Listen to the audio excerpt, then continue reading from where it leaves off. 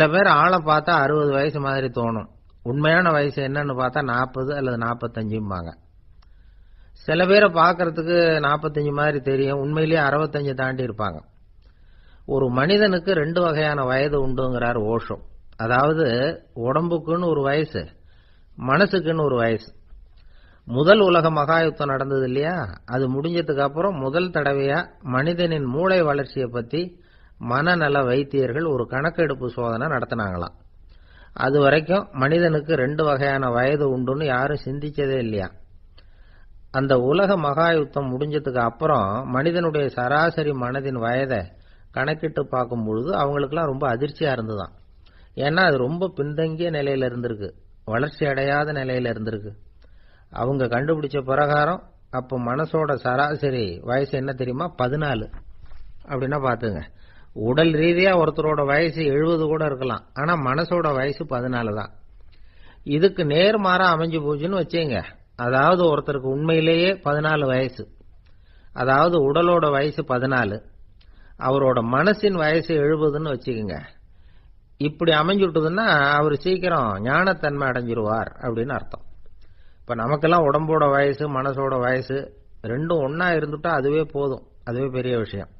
இப்ப எமர்சன் கிட்ட போய் ஒருத்தர் கேட்டாரா உங்க வயசு என்ன அப்படின்னு, அவர் உடனே பதில் சொல்லியிருக்கார் 360 வருஷம் அப்படின்னாராம். கேட்டவர் குழம்பி போயிட்டார். அவர் என்ன சொல்றாரு, 360 வயசா, என்ன நம்ம காதல தான் சரியா விழலையா? எமர்சன் எப்பவும் உண்மையை பேசுற ஒரு சிறந்த அறிவாளி, அவர் இப்படிலாம் பொய் சொல்ல மாட்டாரே அப்படின்னு ஒரு யோசனை பண்ணிக்கிட்டே இவர் மறுபடியும் அவர் கிட்ட போனாராம். ஐயா, நீங்க சொன்னது சரியா என் காதல விழல, அதனால மறுபடியும் கேட்கிறேன் உங்க வயசு என்ன அப்படின்னாராம். எமர்சன் மறுபடியும் சொல்லியிருக்கிறார் 360 வருஷம்னு. வந்தவருக்கு உண்மையிலேயே அதிர்ச்சியா போட்டுது. அதுக்கப்புறம் மெதுவா ஆரம்பிச்சாராம். ஐயா, நீங்க சொல்றதை என்னால ஏத்துக்க முடியாது. எப்படி பார்த்தாலும் இப்போ உங்களுக்கு வயசு ஒரு 60க்கு மேல இருக்காதுன்னு நினைக்கிறேன் அப்படின்னாராம். நீங்க சொல்றது சரிதான், அது என் உடம்போட வயசுன்னாராம் எமர்சன். அப்படின்னா ஏற்கனவே நீங்க சொன்னது அப்படின்னு கேட்டிருக்காரு, அது என் மனசோட வயசு அப்படின்னாராம். நம்மளை பொறுத்த வரைக்கும் அறிவு தூசு படிஞ்சிருக்கு, அது மாதிரியே அன்பும் மாசுபட்டிருக்கு. இது ரெண்டையும் சுத்தம் பண்ண வேண்டியிருக்குது. அப்பதான் நாம சரியான வயசுல வாழ முடியும். ஒரு ஆசாமி இருக்கிறார், அவருக்கு உடம்போட வயசு அதிகம், மனசோட வயசு ரொம்ப குறைச்சல், குழந்தை மாதிரி. அவர் ஒரு ஆஸ்பத்திரியில படுத்திருக்கிறார். நர்சம்மா எல்லாருக்கும் மருந்து கொடுத்துட்டு போறாங்க. கொஞ்ச நேரம் கழிச்சு திரும்பி வந்தாங்க. அப்ப இவர் அந்த அம்மாவை கூப்பிட்டு சொல்றார், இதை பாருங்க சிஸ்டர், நீங்க எல்லாருக்கும் சின்ன சின்ன மாத்திரையா கொடுத்துட்டு எனக்கு மட்டும் நீளமான மாத்திரையா கொடுத்துட்டீங்க, முழுங்கிறதுக்கு ரொம்ப கஷ்டமா போச்சு, இனிமே எனக்கும் சின்ன மாத்திரையா கொடுங்க சிஸ்டர் அப்படின்னாராம். அந்த அம்மா உடனே அதிர்ச்சி ஆகி தலையில அடிச்சுக்கிட்டாங்களாம். நான் கஷ்டப்பட்டு மாத்திரையை முழுங்கினத்துக்கு நீங்க ஏமா தலையில தட்டிக்கிறீங்க அப்படின்னு கேட்டிருக்காரு இவர். இதுக்கு அவங்க சொல்லியிருக்கிறாங்க, நான் உங்களுக்கு கொடுத்துட்டு போனது மாத்திரை இல்லைங்க, அது தெர்மாமீட்டர் அப்படின்னாங்களாம்.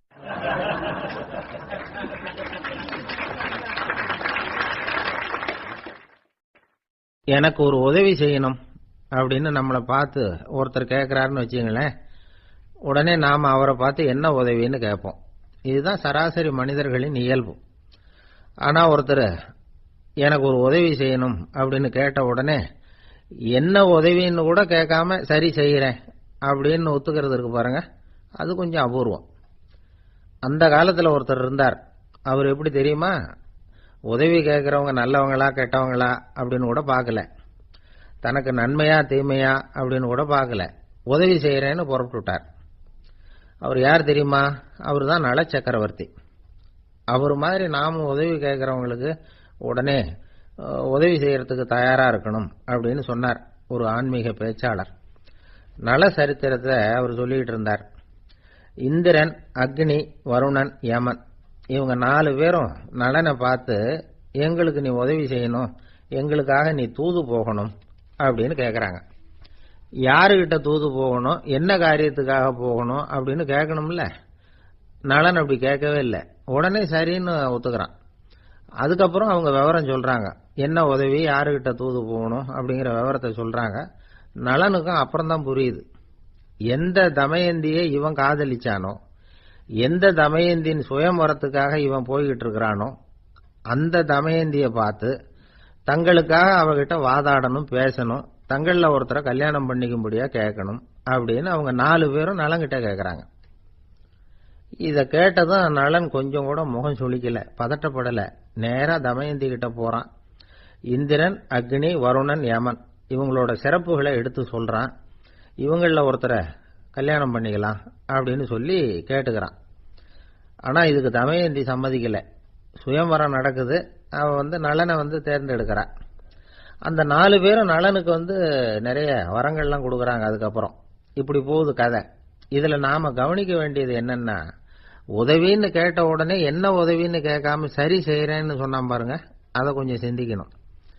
செய்யறேன்னு ஒத்துக்கிட்டதுக்கு அப்புறம் அது என்ன உதவின்னு தெரிஞ்சும் முகம் சுளிக்காம அதை செஞ்சான் பாருங்க, அதையும் கொஞ்சம் சிந்திக்கணும்.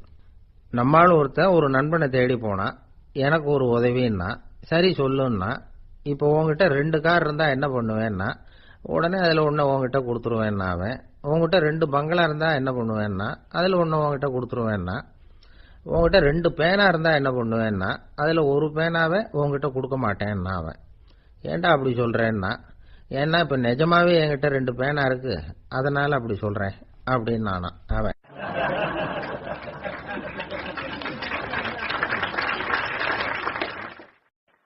தானத்துல சிறந்தது எது அப்படின்னு ஒரு கேள்வியை கேட்டு, தானத்துல சிறந்தது நிதானம் அப்படின்னு அதுக்கு ஒரு பதிலும் சொல்றவங்க உண்டு.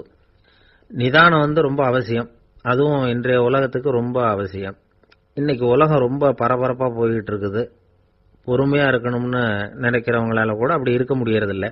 பொறுமையை சோதிக்கிறது மாதிரி பல சம்பவங்கள், அதையெல்லாம் சந்திச்சே தீர வேண்டி இருக்குது. எங்க போனாலும் கியூல நிக்க வேண்டி இருக்குது, எங்க போனாலும் காத்துக்கிட்டு இருக்க வேண்டி இருக்கு. ஆபீஸ்லயோ வீட்லயோ கூட நீங்க நிதானமா பொறுமையா நடந்துக்க தெரியலன்னா உங்களுக்கு சிடுமூஞ்சி, முசுடு இப்படிலாம் பேர் வச்சிருவாங்க. அது உங்களுக்கு தேவையா? சரி, வாழ்க்கையில் பொறுமைசாலின்னு பேர் வாங்கறதுக்கு என்ன வழி? முதல் பாயிண்ட், நீங்க நினைக்கிறது, எதிர்பார்க்கறது, செய்யறது எல்லாமே 100% கரெக்டா நடக்கணும்னு ஆசைப்படக்கூடாது. எதுவா இருந்தாலும் அதுல ஓரளவுக்கு தவறு நடக்கலாம் அப்படிங்கறத எதிர்பார்த்தே இருக்கணும். ஓரளவுக்கு அதை அனுமதிக்கணும். ஒரு நண்பரை 6 மணிக்கு ஒரு இடத்துக்கு வர சொல்லி இருக்கிறீங்க. 6 மணிக்கு அவர் வரல, உடனே பொறுமை இழந்து நடந்துக்கப்படாது. ஒரு 10 நிமிஷம் டிலே ஆகலாம். ஒரு வர்ற வழியில பஸ்ஸு கூட ஏதாவது டிராபிக்ல மாட்டிருக்கலாம். அதெல்லாம் எதிர்பார்த்தே கொஞ்சம் காத்திருக்கிறதுல ஒன்றும் தப்பு இல்லை. சில சமயம் டிலே ஆகிறது கூட நல்லதா முடியும். ஒரு பஸ்ஸை தவற விட்டுட்டு, ஐயோ கொஞ்சம் ஒரு 2 நிமிஷம் முன்னாடி வந்திருந்தா பிடிச்சிருக்கலாமே அப்படின்னு தவிச்சுக்கிட்டு இருப்பாங்க சில பேர். அடுத்தபடியா வர்ற பஸ் நேரடியா நீங்க போக வேண்டிய இடத்துக்கே கொண்டு போய் விடுற பஸ்ஸா கூட இருக்கலாம். அது உங்களுக்கு முன்னாடி தெரியாதுல்ல. சில நெருக்கடியான சூழ்நிலைகளை தமாஷா எடுத்துக்கிறதுக்கு பழகிக்கணும். சில இடங்களுக்கு போறப்ப காத்திருக்கிறதுக்கு நம்ம மனசை தயார்படுத்திக்கிட்டே போகணும். ஒரு ரயிலுக்கோ பஸ்ஸுக்கோ அல்லது விமானத்துக்கோ கப்பல் பிரயாணத்துக்கோ போறப்போ அங்க போய் நீங்க மணிக்கணக்கில் கூட காத்துக்கிட்டு தான் இருக்கணும். புறப்படுற நேரம் கூட மாறலாம். நீங்க போய் சேர்ந்ததும் அது உடனே புறப்படணும்னு கட்டாயமா என்ன? அது மாதிரி சமயத்துல படிக்கிறதுக்குன்னு சில சுவாரஸ்யமான புத்தகங்களையும் கையில் எடுத்துக்கலாம். உங்களை சுத்தி எவ்வளவோ சுவாரஸ்யமான சம்பவங்கள் நடந்துகிட்டு இருக்குது இல்ல, அதையெல்லாம் வேடிக்கை பாருங்க. எதுக்காக காத்துக்கிட்டு இருக்கிறோமோ அந்த காரியத்துல உண்மையாவே நமக்கு ஒரு அக்கறை இருந்தா நமக்கு போர் அடிக்காது. சில கோயில்கள்ல பார்த்திருப்பீங்க, தரிசனத்துக்காக பக்தர்கள் நாள் கணக்குல காத்துக்கிட்டு இருப்பாங்க. அவங்க எல்லாம் அழுத்துக்கிறது இல்ல. ஆண்டவனை தரிசிக்கணுங்கிற உண்மையான அக்கறை இருக்கிறதுனால அவங்களுக்கு போர் அடிக்கிறது இல்ல. ஆனா சில சினிமா தியேட்டர்ல கூட பார்க்கலாமே, சினிமா கியூ கூட அப்படிதான். சாயந்தரம் 6 மணி ஆட்டத்துக்கு காலம்பரம் 6 மணிக்கே போய் கூட காத்துக்கிட்டு இருப்பாங்க. அவங்களுக்கு எல்லாம் போர் அடிக்காது, படம் பார்க்குற ஆர்வம். இன்னொரு முக்கியமான விஷயத்த நாம பழக்கப்படுத்திக்கணும். லிவ் ஃபார் தி மூமெண்ட் அப்படிங்கிறாங்க நிபுணர்கள். ரொம்ப பேர் எப்படின்னா அடுத்தபடியா நடக்க போற விஷயத்திலேயே கவனமா இருப்பாங்க. அந்த நினைப்புலயே இந்த நிமிஷத்தை பொறுமை இல்லாம கழிப்பாங்க. ஒருத்தர் இருக்கார், அவர் எப்படின்னா ஆபீஸ் முடியறதுக்குள்ளேயே சார் 5 மணிக்கெல்லாம் ரெடியா இருங்க, நாம அந்த ஹோட்டல்ல போய் டிஃபன் சாப்பிடணும் அப்படின்னு 4 மணிலேருந்து சொல்லிட்டு இருப்பார். 4:55 பரபரப்பா ஓடி வருவார். 2 பேரும் புறப்படுவோம், ஹோட்டலுக்கு போவோம், சாப்பிட்டுக்கிட்டு இருப்போம். அப்படி சாப்பிட்டுட்டு இருக்கிறப்ப சார் சாப்பிட்டு முடிச்சதும் நேரா ஒரு ஜவுளி கடைக்கு போறோம் அப்படிம்பார். பரபரக்க சாப்பிட்டு முடிப்பார், புறப்படுவார். ஜவுளி கடையில அவசரமா சீக்கிரம் பில் போடுங்க சார், சினிமாவுக்கு நேரம் ஆயிடும் பாரு. சினிமா தியேட்டர்ல உட்காந்து அடுத்தபடியா எங்க டின்னர் சாப்பிடுறதுன்னு யோசனை பண்ணிட்டு இருப்பார். ராத்திரி படுக்கையில் விழுந்ததுக்கு அப்புறமும் நாளைக்கு காலையில் எழுந்திரிச்சதும் அதை பண்ணணும் இதை பண்ணணும்னு திட்டம் போட்டுக்கிட்டே இருப்பார். அதாவது எப்பவும் அடுத்த நிமிஷம், அடுத்த நாள், அடுத்த வாரம், அடுத்த வருஷம், இதுதான் அவங்க சிந்தனை. இந்த நிமிஷம் என்ஜாய்மெண்ட் அவங்க இழந்துடுறாங்களாம். அதனால்தான் வாழ்நாள் பூரா பொறுமையின்மை, அவஸ்தை, அல்லல். அதனால நாம எல்லாரும் வாழ்க்கையில நிதானமா இருக்கிறதுக்கு கத்துக்கணுமா. அதுக்காக இந்த நிதானத்துக்கு வேற விதமான அர்த்தம் பண்ணிக்க கூடாது. ஒருத்தர் அப்படித்தான் ஒரு தடவை அவருடைய குதிரை காணாம போயிட்டுதான். அதுக்காக அவர் கவலைப்படல, நிம்மதியா இருந்தார், சந்தோஷமா இருந்தார். என்ன சார் இது, உங்க குதிரை திருட்டு போயிட்டுதுங்கிறீங்க, நீங்க கவலைப்படாம இருக்கிறீங்களே அப்படின்னு கேட்டாங்களாம். அதுக்கு அவர் சொல்லியிருக்கார், நல்ல வேளை சார், கட்டியிருந்த குதிரை காணாம போயிருக்குது. நான் அது மேல உட்கார்ந்து இருக்கிற சமயம் அது காணாம போயிருந்ததுன்னா, திருட்டு போயிருந்ததுன்னா நானும் சேர்ந்துல காணாம போயிருப்பேன் அப்படின்னாராம். எவ்வளவு நிதானமான ஆள் பாருங்க.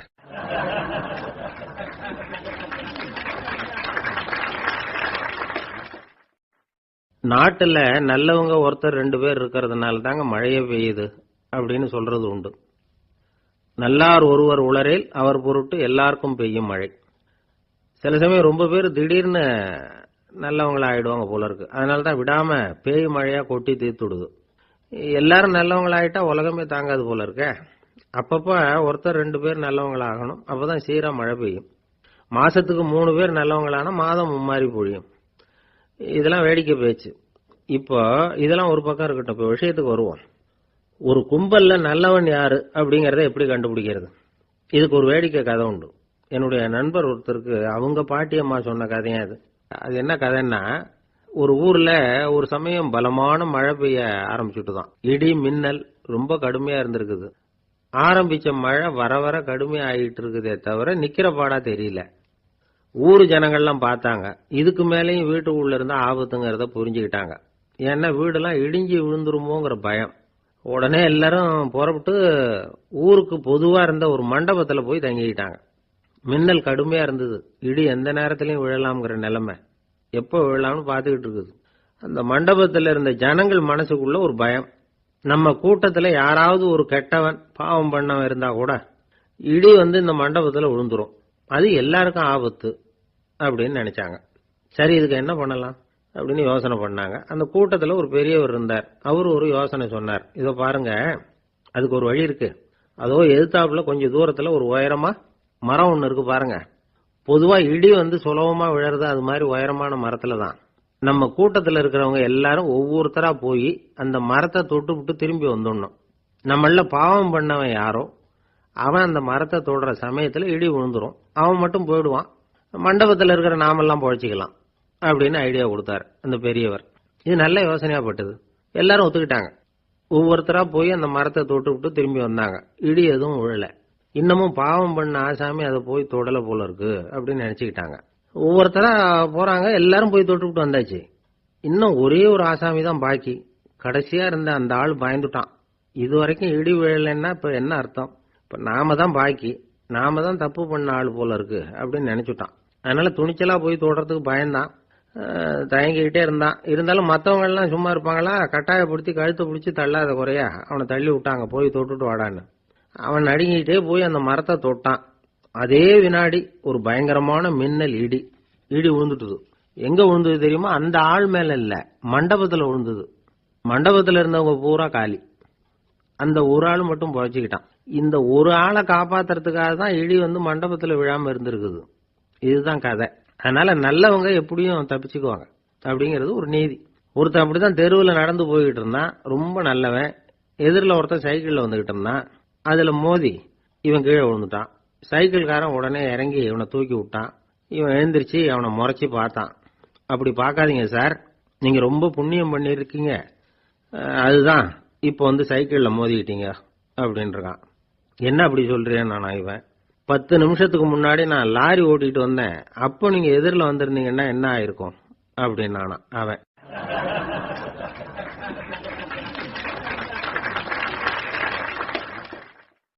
ஒரு ஊர்ல ஒரு ஆள் இருந்தான், தையல் கடை வச்சிருந்தான். அவங்கிட்ட ஒருத்தன் ஒரு சட்டை துணி எடுத்து கொடுத்து தைக்க சொல்லியிருந்தான்.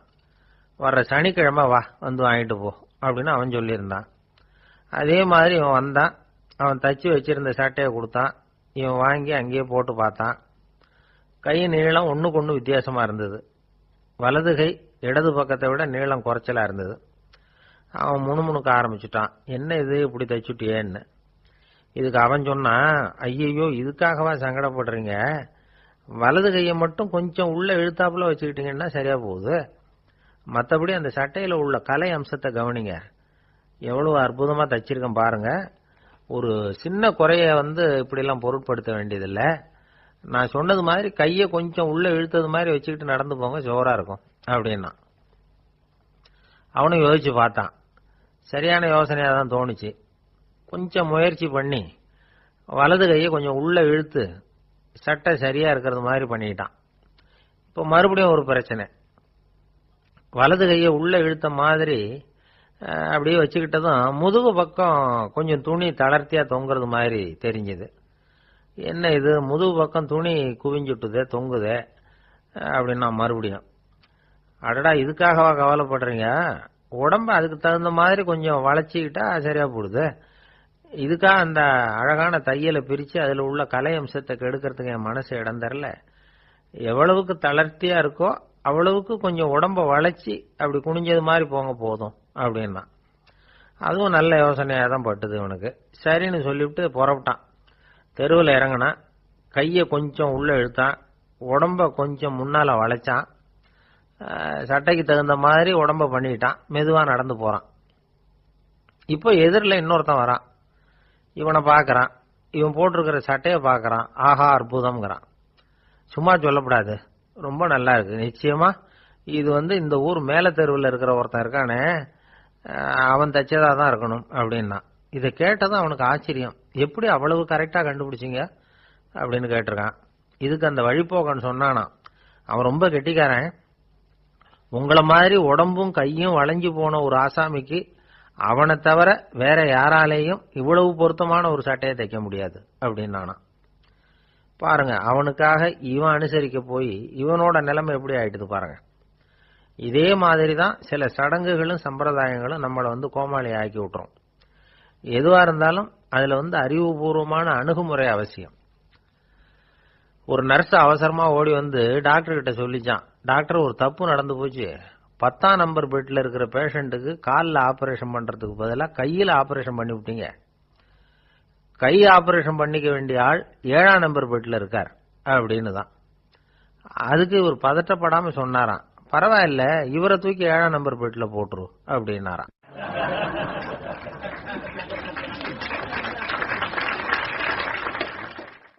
இந்த உலகத்துல மனுஷன் எவ்வளவோ தவறுகள் செய்யறான். அதுக்கெல்லாம் என்ன காரணம்? அதை பத்தின ஆராய்ச்சி தான் இன்னைக்கு. இதுக்கு ஆராய்ச்சி என்னத்துக்கு, அது தெரிஞ்ச விஷயம் தானே அப்படின்னு நீங்க நினைக்கலாம். ஆனா அப்படி அலட்சியமா இந்த விஷயத்தை விட்டுறக்கூடாது. பொதுவா எல்லோரும் நினைக்கலாம் எது சரி எது தவறு அப்படின்னு தெரியாததுனால தான் மனுஷன் தப்பு பண்றான் அப்படின்னு. ஆனா அப்படி சொல்லிட முடியாது. மனுஷன் தெரிஞ்சே தான் தவறுகள் பண்றான். இப்போ உதாரணத்துக்கு ஒரு சாலையில இடது பக்கம் போக வேண்டிய ஒருத்தர் நடுக்கோட்டை தாண்டி வலது பக்கமா வண்டியை ஓடிட்டு போறாருன்னு வச்சுங்க. என்னப்பா இது தப்பு இல்லையா அப்படின்னு அவர்கிட்ட கேட்டா, அதெல்லாம் எனக்கு தெரியும், நீ உன் வேலையை பார்த்துட்டு போ அப்படிம்பார். வலது பக்கமா போறது தப்புன்னு தெரிஞ்சே தான் அவர் அப்படி செய்யறார், அப்படி போறார். பெரிய உத்தியோகத்தில் இருக்கிறவங்க கூட லஞ்சம் வாங்குறாங்க. அவங்களுக்கெல்லாம் லஞ்சம் வாங்குறது தப்புன்னு தெரியலன்னு அர்த்தம். திருடுறது தப்புன்னு தெரியாமலாம் மனுஷன் திருடுறான், நல்லாவே தெரியும்.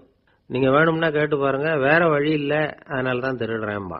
திருடுறது ஒரு புண்ணியமான காரியம்னு திருடனே கூட சொல்ல மாட்டான். திருடுறது தவறுங்கிறது திருடனுக்கு தெரியும் அப்படிங்கறத விளக்கறதுக்காக ஒரு பெரியவர் ஒரு கதை சொன்னார். அதாவது 2 திருடர்கள் 2 பேரும் சேர்ந்து ஒரு வீட்டுக்கு போய் ஒரு 10,000 ரூபாயை திருடிட்டு வந்துடுறாங்க. ஒரு காட்டு வழியா வந்துகிட்டு இருக்கிறாங்க. இன்னும் விடியல. 2 பேருக்கும் தூக்கம் கண்ணை சுத்துது.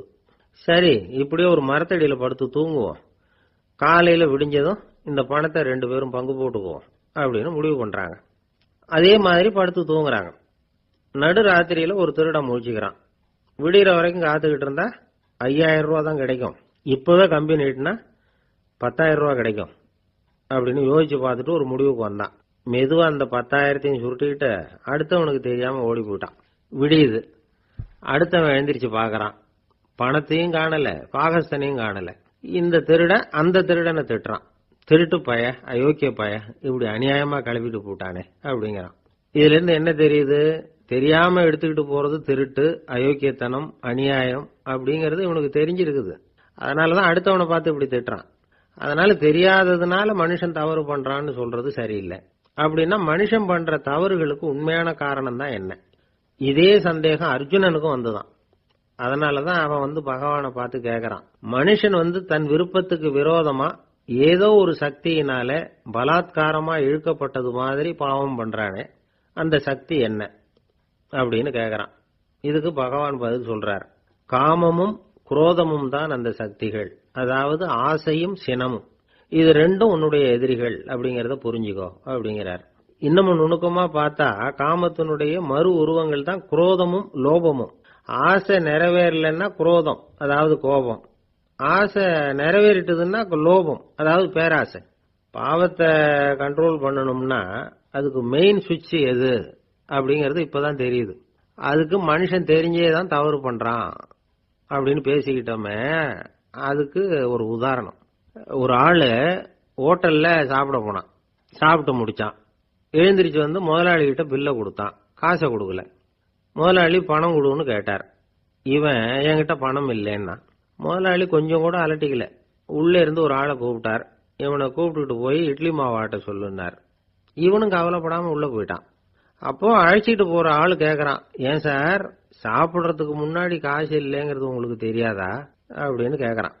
தெரியும், காசு இல்லைங்கிறதும் தெரியும், காசு இல்லாம சாப்பிட்டா மாவாட்டணுங்கிறதும் தெரியும் அப்படின்னா அந்த ஆள். அப்படின்னா நீங்க உங்க வீட்லயே சாப்பிட்டு இருக்கலாமே அப்படின்னு கேக்குறான் அவன். அதுக்கு இவர் சொல்றாரு, அது எப்படி? அங்க சாப்பிட்டாலும் நான் இதே வேலையை தானே செய்ய வேண்டியிருக்கும் அப்படின்னாராம்.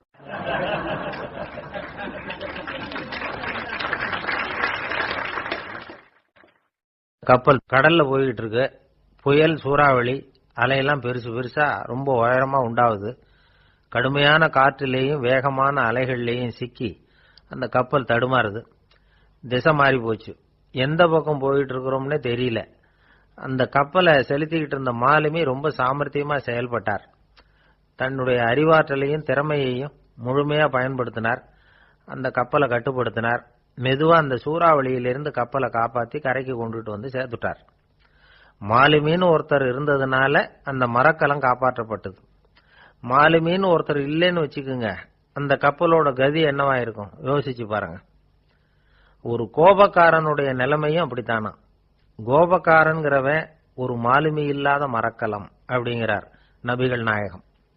கொந்தளிக்கிற கடல்ல கொடுமையான அலைகளின் உச்சியில அல்லல் படுகிற மரக்கலத்தை விட மோசமானது கோபக்காரனின் நிலைமை அப்படிங்கிறது அவருடைய கருத்து.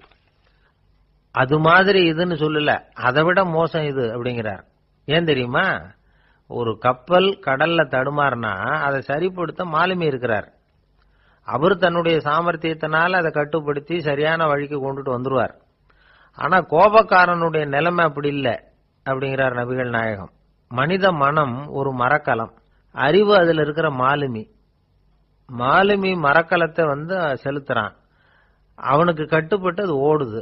ஆனா கோபக்காரன்கிற மனுஷங்கிட்ட அறிவுங்கிற மாலுமி சரியா வேலை செய்ய மாட்டான். ஏன்னா கோபம் அந்த மாலுமியின் கண்களை அவிச்சிரும், காதுகளை கேட்காம பண்ணிவிடும். கண்ணையும் காதையும் மூடிவிட்டு கப்பலை ஓட்டுனா எப்படி ஓட்டுறது? அதனால கோபக்காரன் மாலுமி இல்லாத மரக்கலம். இடி மின்னல்ல மாட்டிக்கிட்டு கஷ்டப்படுற கப்பல் மாதிரி கஷ்டப்படுறான். பெரியவங்க எல்லாம் என்ன சொல்றாங்க? உனக்கு கெடுதல் பண்ணவனுக்கும் நீ நன்மையை செய், எவருடைய விருப்பு வெறுப்பையும் பொருட்படுத்தாதே. பரம எதிரிக்கும் நீ நன்மை செய்ய ஆரம்பிச்சா உன்னுடைய தூய நிலையை பார்த்துட்டு அவனும் உனக்கு நெருக்கமான நண்பனா ஆயிடுவான். இதுதான் பெரியவங்க நமக்கு சொல்லி இருக்கிறது. புனித குர்ஆன் சொல்றது என்ன? தீமையை நன்மையை கொண்டே நீர் தடுத்துக் கொள்ளும் அப்படின்னு சொல்லப்பட்டிருக்கிறதுல. இன்னா செய்தாரை ஒருத்தல் அவர் நாண நன்னயம் செய்து விடல் அப்படிங்கிறார் திருவள்ளுவர். செல்வந்தர் ஒருத்தர்கிட்ட ஒரு சிறுவன் ஆடு மேய்ச்சிக்கிட்டு இருந்தானா. பெரியவர் அவனை கூப்பிட்டு, நீ நேரா போய் ஒரு ஆட்டுல உள்ள ரொம்ப நல்ல பகுதி எதுவோ அதை எடுத்துட்டு வா அப்படின்னாராம். இவன் போனான். ஒரு ஆட்டு உடம்புல இருந்த நாக்கு, இருதயம், இது ரெண்டையும் எடுத்துட்டு கொடுத்தானா. பெரியவர் வாங்கி பார்த்தார். அதுக்கப்புறம் இப்ப நீ போய் இன்னொரு ஆட்டுல இருக்கிற ரொம்ப கெட்ட பகுதி எதுவோ அதை எடுத்துட்டு வா அப்படின்னாராம். இவன் போய் எடுத்துட்டு வந்தான். அவன் கையில இருந்தது மறுபடியும் அதே மாதிரி நாக்கு, இருதயம், இது ரெண்டும் தான். என்னது இப்பவும் அதையே கொண்டுட்டு வந்திருக்கிற அப்படின்னாராம் பெரியவர். இவன் சொன்னானா, ஒரு உடம்புல உள்ள ரொம்ப நல்ல பொருளும் இதுதான், ரொம்ப கெட்ட பொருளும் இதுதான் அப்படின்னானா. இளம் வயசுல இப்படி பதில் சொன்னவர் தான் பேரறிஞர் லுக்மானுல் ஹக்கீம் அவர்கள். கோபப்படாம இருந்தா இது ரெண்டும் நல்லா வேலை செய்யும், கோபப்பட்டா இது ரெண்டும் மோசமா வேலை செய்யும். அதை புரிஞ்சுக்கிறதுக்காகத்தான் இன்னைக்கு இந்த தகவல். கோபம் வந்துட்டா நாம என்ன செய்யறோங்கிறது நமக்கே தெரியாது. ஒருத்தர் டாக்டர் கிட்ட போனார் அவசரமா. டாக்டர், எனக்கு இப்ப கடுமையான கோப வெறி, எனக்கு கண்ணு மண்ணு ஒன்னும் புரியல, உடனடியாக அதை கட்டுப்படுத்தணும், உடனே இதுக்கு ஏதாவது ஒரு மாத்திரை கொடுங்க ப்ளீஸ் அப்படின்னார். அந்த டாக்டரும் உடனே ஒரு மாத்திரையை கொடுத்து இதை உடனே போடுங்க, நான் தண்ணி கொண்டுட்டு வரேன்னு உள்ள போனார். தண்ணியோட திரும்பி வந்தார். இவரு சொன்னார், டாக்டர், நீங்க கொடுத்த மாத்திரை ரொம்ப பெருசா இருந்தது, இருந்தாலும் கஷ்டப்பட்டு முழுங்கிட்டேன்னார். டாக்டர் சந்தேகத்தோட மேசையை பாக்குறார். பார்த்தா மாத்திரை அங்கேயே இருக்குது, பேப்பர் வெயிட்ட காணல.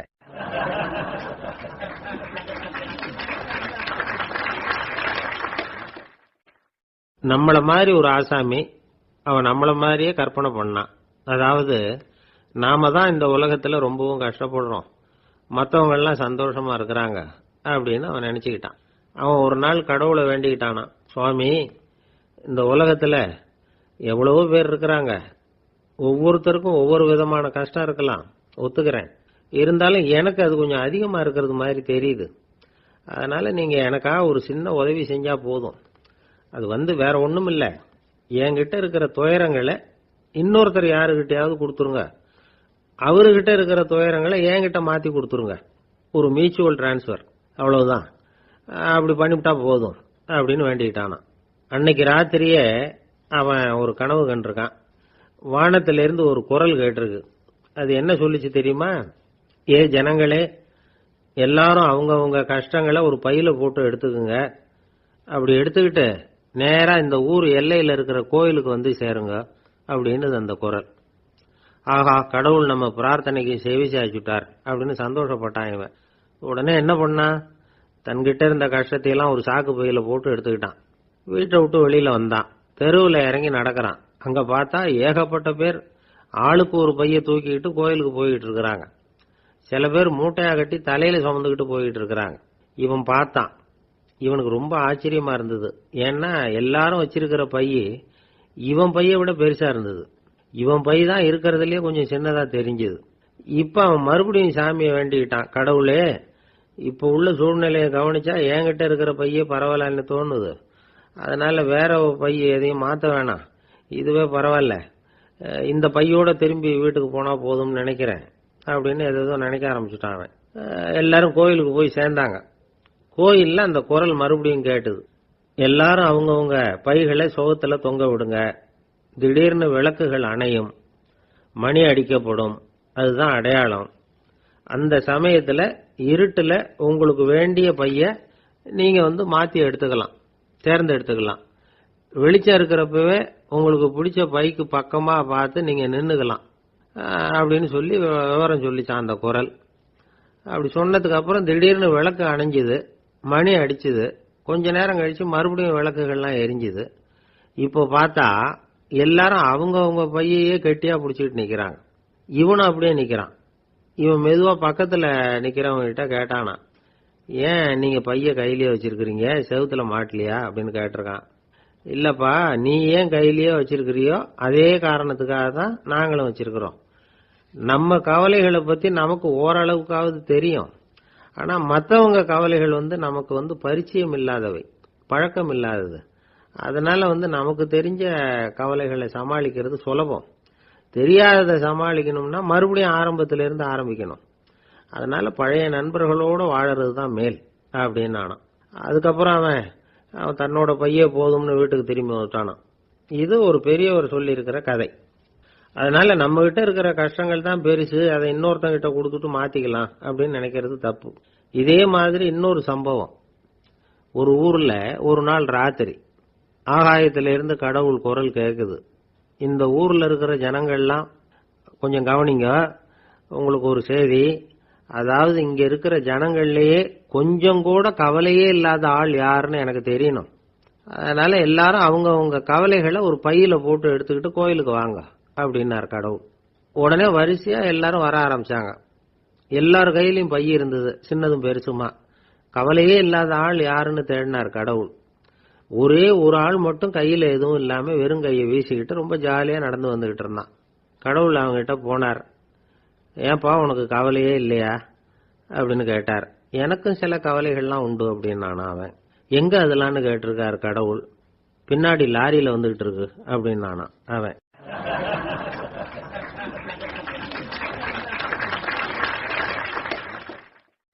இன்றைக்கு பல பேர் உயில் எழுதி வைக்கிறாங்கல்ல. இந்த உயில்னா என்ன? அதாவது ஒரு நபர் தனக்கு பின்னாடி தன்னுடைய சொத்துக்கள் யாருக்கு போய் சேரணும்னு நினைக்கிறாரோ அந்த நினைப்பை சட்டப்படி உறுதிப்படுத்துறது தான் உயில். சரி, உயிலை யாரு எழுதலாம்? 18 வயசு பூர்த்தியான யாரும் உயில் மூலமா சொத்துக்களை விநியோகிக்கலாம். கண் பார்வை இல்லாதவங்க, காது கேளாதவங்க, வாய் பேச முடியாதவங்க, இவங்கெல்லாம் கூட உயில் எழுதி வைக்கலாம். புத்தி சுவாதீனம் இல்லாதவங்க கூட சில சமயம் புத்தி தெளிவா இருந்தா உயில் எழுதலாமா. குடிபோதையில் இருக்கிறவங்க, தாங்கள் என்ன செய்யறோம்ங்கிறது தெளிவா அறிய முடியாதவங்க, நோய் நொடியில் இருக்கிறவங்க, இவங்கெல்லாம் உயில் எழுத முடியாது. ஒருத்தரை நிர்பந்தப்படுத்தி ஏமாத்தி அல்லது சுய நினைவில்லாத ஒருத்தர்கிட்ட எழுதி வாங்கி வைக்கிற உயில் செல்லாது. உயிலை இந்த முறையில தான், இந்த படிவத்துல தான் எழுதணும்னு சட்டத்துல விதி எதுவும் கிடையாது. இதுக்கு முத்திரை கட்டணமும் கிடையாது. உயிலை வெற்று காகிதத்துல எழுதலாம். அச்சு அடிக்கணும், டைப் அடிக்கணுங்கிற அவசியம் கூட இல்ல. கையாலேயே கூட எழுதலாம். எழுதி இருக்கிறது புரியணும், அவ்வளவுதான். குறைந்தபட்சம் 2 சாட்சிகளை வச்சுக்கிட்டு உயில் எழுதுறவர் அதுல கையெழுத்து போடணும். கையெழுத்து போட தெரியாதுன்னா இடது கை பெருவிரல் ரேகை வைக்கலாம். உயில் சாசனத்துக்கு சாட்சிகள் கையெழுத்து இல்லைன்னாலும் அது செல்லாது. அப்புறம் பிரிவிலேஜ்டு வில் அப்படின்னு இருக்கு, அதுக்கு மட்டும் சாட்சிகள் தேவையில்லை. அது என்னன்னா, இந்த விமானப்படை, கப்பல் படை அல்லது யுத்தத்துல பணிபுரியும் நபர்கள் அவங்கெல்லாம் இருக்கிறாங்க இல்லையா, அப்படிப்பட்டவங்க எழுதுற உயில் அது. அதுக்கு சில விசேஷ சலுகைகள் உண்டு. ஒருத்தர் முதல்ல ஒரு உயில் எழுதி வைக்கிறார், அதுக்கப்புறம் மனசு மாறி போகுது, அது வேணாம்னு நினைக்கிறார், ரத்து செஞ்சுடலாம். அதுக்கப்புறம் வேற உயிலும் எழுதலாம். உயிரோட இருக்கிற வரைக்கும் எத்தனை தடவை வேணும்னாலும் உயில் எழுதலாம். கடைசியா எழுதப்பட்ட உயில் சட்டப்படி சரியா இருந்தா அதுதான் அமலுக்கு வரும். சரி, எழுதுற உயில ரகசியமா வச்சிருக்கிறது எப்படி? இது ஒரு கேள்வி. இதுக்கு என்ன செய்யணும்னா, ஒருத்தர் உயில எழுதினதுக்கு அப்புறம் அவர் தானாவோ அல்லது அங்கீகரிக்கப்பட்ட முகவர் மூலமாகவோ, அதாவது ஒரு ஏஜென்ட் மூலமாகவோ, ஒரு கவர்ல போட்டு சீல் வச்சு கவர் மேல தன்னுடைய பெயரை எழுதி அல்லது அந்த ஏஜென்ட் பெயரை எழுதி கவர் மேல என்ன அடக்கம் செய்யப்பட்டிருக்கு, உள்ள என்ன இருக்கு அப்படிங்கிற விவரம்லாம் எழுதி சார் பதிவாளர்கிட்ட ஒப்படைக்கலாம். இதுக்கு கட்டணம் உண்டு. அதுக்கப்புறம் எப்ப தேவைப்படுதோ அப்போ ஒரு மனு கொடுத்து அந்த கவரை திரும்ப வாங்கிக்கலாம். இப்ப எழுதுற உயில இவ்வளவு நாளுக்குள்ள பதிவு செய்யணுங்கிற கால வரையறை உண்டா அப்படின்னு ஒரு கேள்வி வரலாம் இல்லையா? எப்ப வேணும்னாலும் பதிவு செய்யலாம். நம்மால் ஒருத்தர் ஒரு நாள் ரொம்ப அவசரமா வந்தார். இந்த உயில் எழுதுறது சம்பந்தமா பூரா விவரமா எனக்கு உடனே தெரியணும்னார். நான் உடனே அவரை வக்கீல் ஒருத்தர்கிட்ட அழைச்சிட்டு போனேன். இவர் அவர்கிட்ட எல்லா விவரமும் கேட்டு தெரிஞ்சுக்கிட்டார். ரொம்ப தேங்க்ஸ்ன்னு சொல்லிவிட்டு 2 பேரும் வெளியில வந்தோம். அதுக்கப்புறம் இவர்கிட்ட கேட்டேன், ஆமா இவ்வளவு விவரமா கேட்கறீங்களே, உங்களுக்கு எத்தனை பிள்ளைங்க சார் அப்படின்னு கேட்டேன். 6 பேர் சார் அப்படின்னார். சரி, இருக்கிற சொத்து எவ்வளவுன்னு கேட்டேன். அதை இனிமேதான் சம்பாதிக்க போறேன் அப்படின்னார்.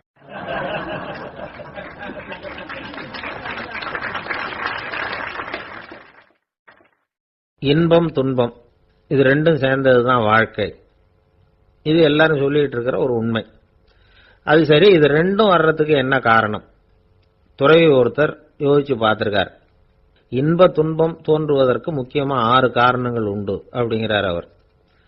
அது என்னங்கிறத நாமளும் தெரிஞ்சு வச்சுக்குவோமே. இப்ப முதல் காரணம் சுயநலம். ஒரு தாயார் தன்னுடைய சுயநலம் கருதி தன்னுடைய மகன் இன்பமா இருக்கணும்னு ஆசைப்படுறாங்க. மகனும் அப்படியே ஆசைப்படுறான். அதனால தாயாரின் இன்ப துன்பங்களை பார்த்துட்டு மகனும் இன்ப துன்பம் அடையறான். அந்த அம்மாவுக்கும் அதே நிலைமை தான். ரெண்டாவது காரணம் உறவு. நான் துறவியான பிறகு கூட உறவுங்கிற காரணத்தினால தான் தாயாருடைய சுக துக்கங்களை கண்டு நானும் சுக துக்கம் அடைகிறேன். என் தாயாருடைய நிலைமையும் இதுதான் அப்படிங்கிறார் ஒரு துறவி. மூணாவது காரணம் என்னன்னா அறிமுகம். எனக்கு அறிமுகமான ஒருத்தரை ரயில் நிலையத்தில் சந்திக்கிறேன். அவர் தன்னுடைய பணப்பையை எங்கேயோ தொலைச்சு விட்டு வருத்தப்பட்டு இருக்கிறார். நானும் வருத்தப்படுறேன். அந்த சமயத்தில் யாரோ ஒருத்தர் இதுதானே அவங்க பணப்பை அப்படின்னு சொல்லி கொண்டாந்து நீட்டுறார். பணப்பையை தொலைச்சவர் சந்தோஷப்படுறார், நானும் சந்தோஷப்படுறேன். இது அந்த துறவி சொல்ற அனுபவம். நாலாவது காரணம் என்னன்னா கருணை. எனக்கு முன்னே பின்ன தெரியாத ஒருத்தனை யாரோ ஒருத்தன் அடிச்சு காயப்படுத்தி போடுறான். கருணை காரணமா நான் அதுக்காக துக்கப்படுறேன். அஞ்சாவது காரணம் எதையும் நம்புறது. ஒரு பசுமாட்டை ஒரு முரணை அடிச்சுக்கிட்டு இருக்கிறான் அப்படின்னு ஒருத்தர் வந்து நம்ம கிட்ட சொல்றாருன்னு வைங்க, உடனே நான் துக்கப்படுறேன். இன்னொருத்தர் வந்து அந்த முரணனை போலீஸ்காரங்க புடிச்சிட்டு போயிட்டாங்கன்னு சொல்லி சொல்றாரு, நான் உடனே சந்தோஷப்படுறேன். மூணாவதா ஒருத்தர் வந்து முதல் 2 பேரும் சொன்னது பொய்யுங்கிறார். அப்ப நான் இன்ப துன்பம் ரெண்டுமே இல்லாம நிம்மதியா இருக்கிறேன். இது ஒரு விதம். அடுத்தது 6வது காரணம் என்னன்னா தன்மயமாகுதல். ஒரு நாவல் படிச்சுக்கிட்டு இருக்கிறோம், அதுல வர்ற பாத்திரங்களோட நாம ஒன்றி போயிடுறோம். அதுல வர்ற பாத்திரங்கள் சிரிச்சுதுன்னா நாமளும் சிரிக்கிறோம், அது அழுதுன்னா நாமளும் அழறோம். அதெல்லாம் வந்து அந்த துறவி சொல்ற அனுபவ உண்மைகள். இன்ப துன்பம் இது ரெண்டும் தோன்றுவதற்கு சுயநலம், உறவு, அறிமுகம், கருணை, எதையும் நம்புறது, தன்மயமாகிறது, இது எல்லாம் தான் முக்கிய காரணம் அப்படின்னு அவர் சொல்றார். ஆக கூடி ஒட்டு மொத்தமா யோசனை பண்ணி பார்த்தா பிற பொருள்கள் மீது பற்றுதல் காரணமா தான் நாம வந்து இன்ப துன்பம் அடையிறோம் அப்படிங்கறத புரிஞ்சுக்க முடியுது. மனுஷன் வந்து இன்ப துன்பம் அடையறதுக்கு 7வது காரணம் கூட ஒண்ணு உண்டு அப்படின்னு சொல்லிட்டே வந்தார் ஒருத்தர். அது என்ன அப்படின்னு கேட்டோம். அதுதான் சார் இந்த நீங்க சொல்லிட்டு வர்ற இன்று ஒரு தகவல்னார். எப்படி சொல்றீங்கன்னு கேட்டோம். இன்று ஒரு தகவல் கேட்க ஆரம்பிக்கிறப்போ மனசுல இன்பம், ஆரம்பிச்ச உடனே இது ஏற்கனவே கேட்ட சமாச்சாரமாச்சே அப்படின்னு நினைக்கிறப்போ துன்பம் அப்படின்னு அதுக்கு ஒரு விளக்கம் கொடுத்தார் அவர்.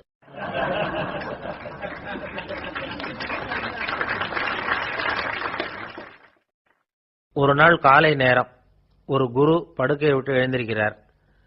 உடனே சீடர்களை பார்த்து எல்லாரும் இப்படி வாங்கங்கிறார். எல்லாரும் வர்றாங்க வேகமா.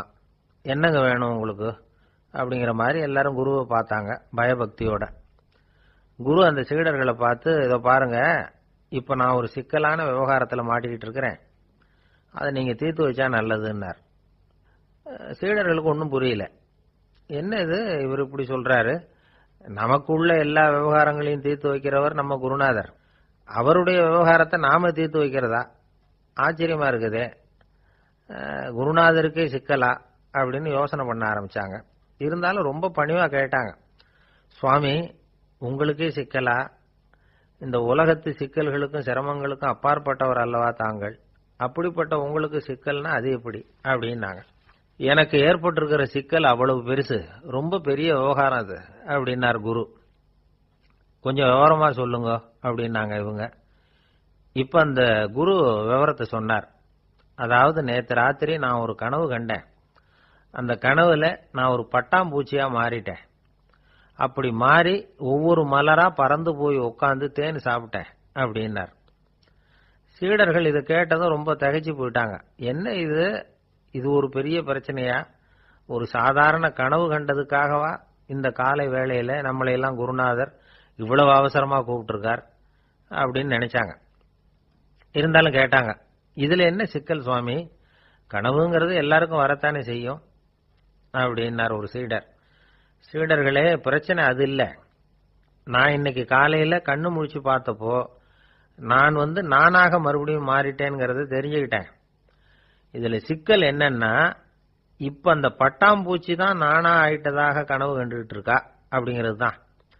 ஒரு மனுஷன் பட்டாம்பூச்சி ஆகிறதாக கனவு காண முடியுங்கிறப்போ அந்த பட்டாம்பூச்சியும் மனுஷனா ஆகிறதாக கனவு காண முடியும் இல்லையா? இப்ப எனக்கு யதார்த்த நிலை தெரியணும், எது நிஜம்னு தெரியணும். நேத்து ராத்திரி நான் கண்டது கனவா, அல்லது இது பட்டாம்பூச்சி கண்டுகிட்டு இருக்கிற கனவா? இதுதான் குரு கேட்ட கேள்வி. இத கேட்டதும் சீடர்கள் ரொம்ப குழம்பி போயிட்டாங்க. சுவாமி, இதுவரைக்கும் நாங்க தூங்குறப்ப பாக்குறது கனவுன்னும் மூழ்கிட்டு இருக்கிறப்ப பாக்குறது நனவுன்னு நம்பிட்டு இருக்கிறோம். இப்போ எங்களை ரொம்ப குழப்பிட்டீங்க. இதுக்கு பதில் சொல்ல எங்களுக்கு சக்தி இல்லை அப்படின்னு சொல்லிவிட்டாங்களாம். அதுக்கப்புறம் அந்த குரு சொன்னாராம், நினைவு தான் முக்கியமான அம்சம். முடிவு கட்டம்னா பகலின் நினைவுகளை விட இரவின் கனவுகளே ரொம்ப உண்மை. ஒருத்தன் தூங்க போனா தூங்கிக்கிட்டே இருந்தா அவன் காணும் கனவு பொய்ங்கிறத அவன் உணர மாட்டான்.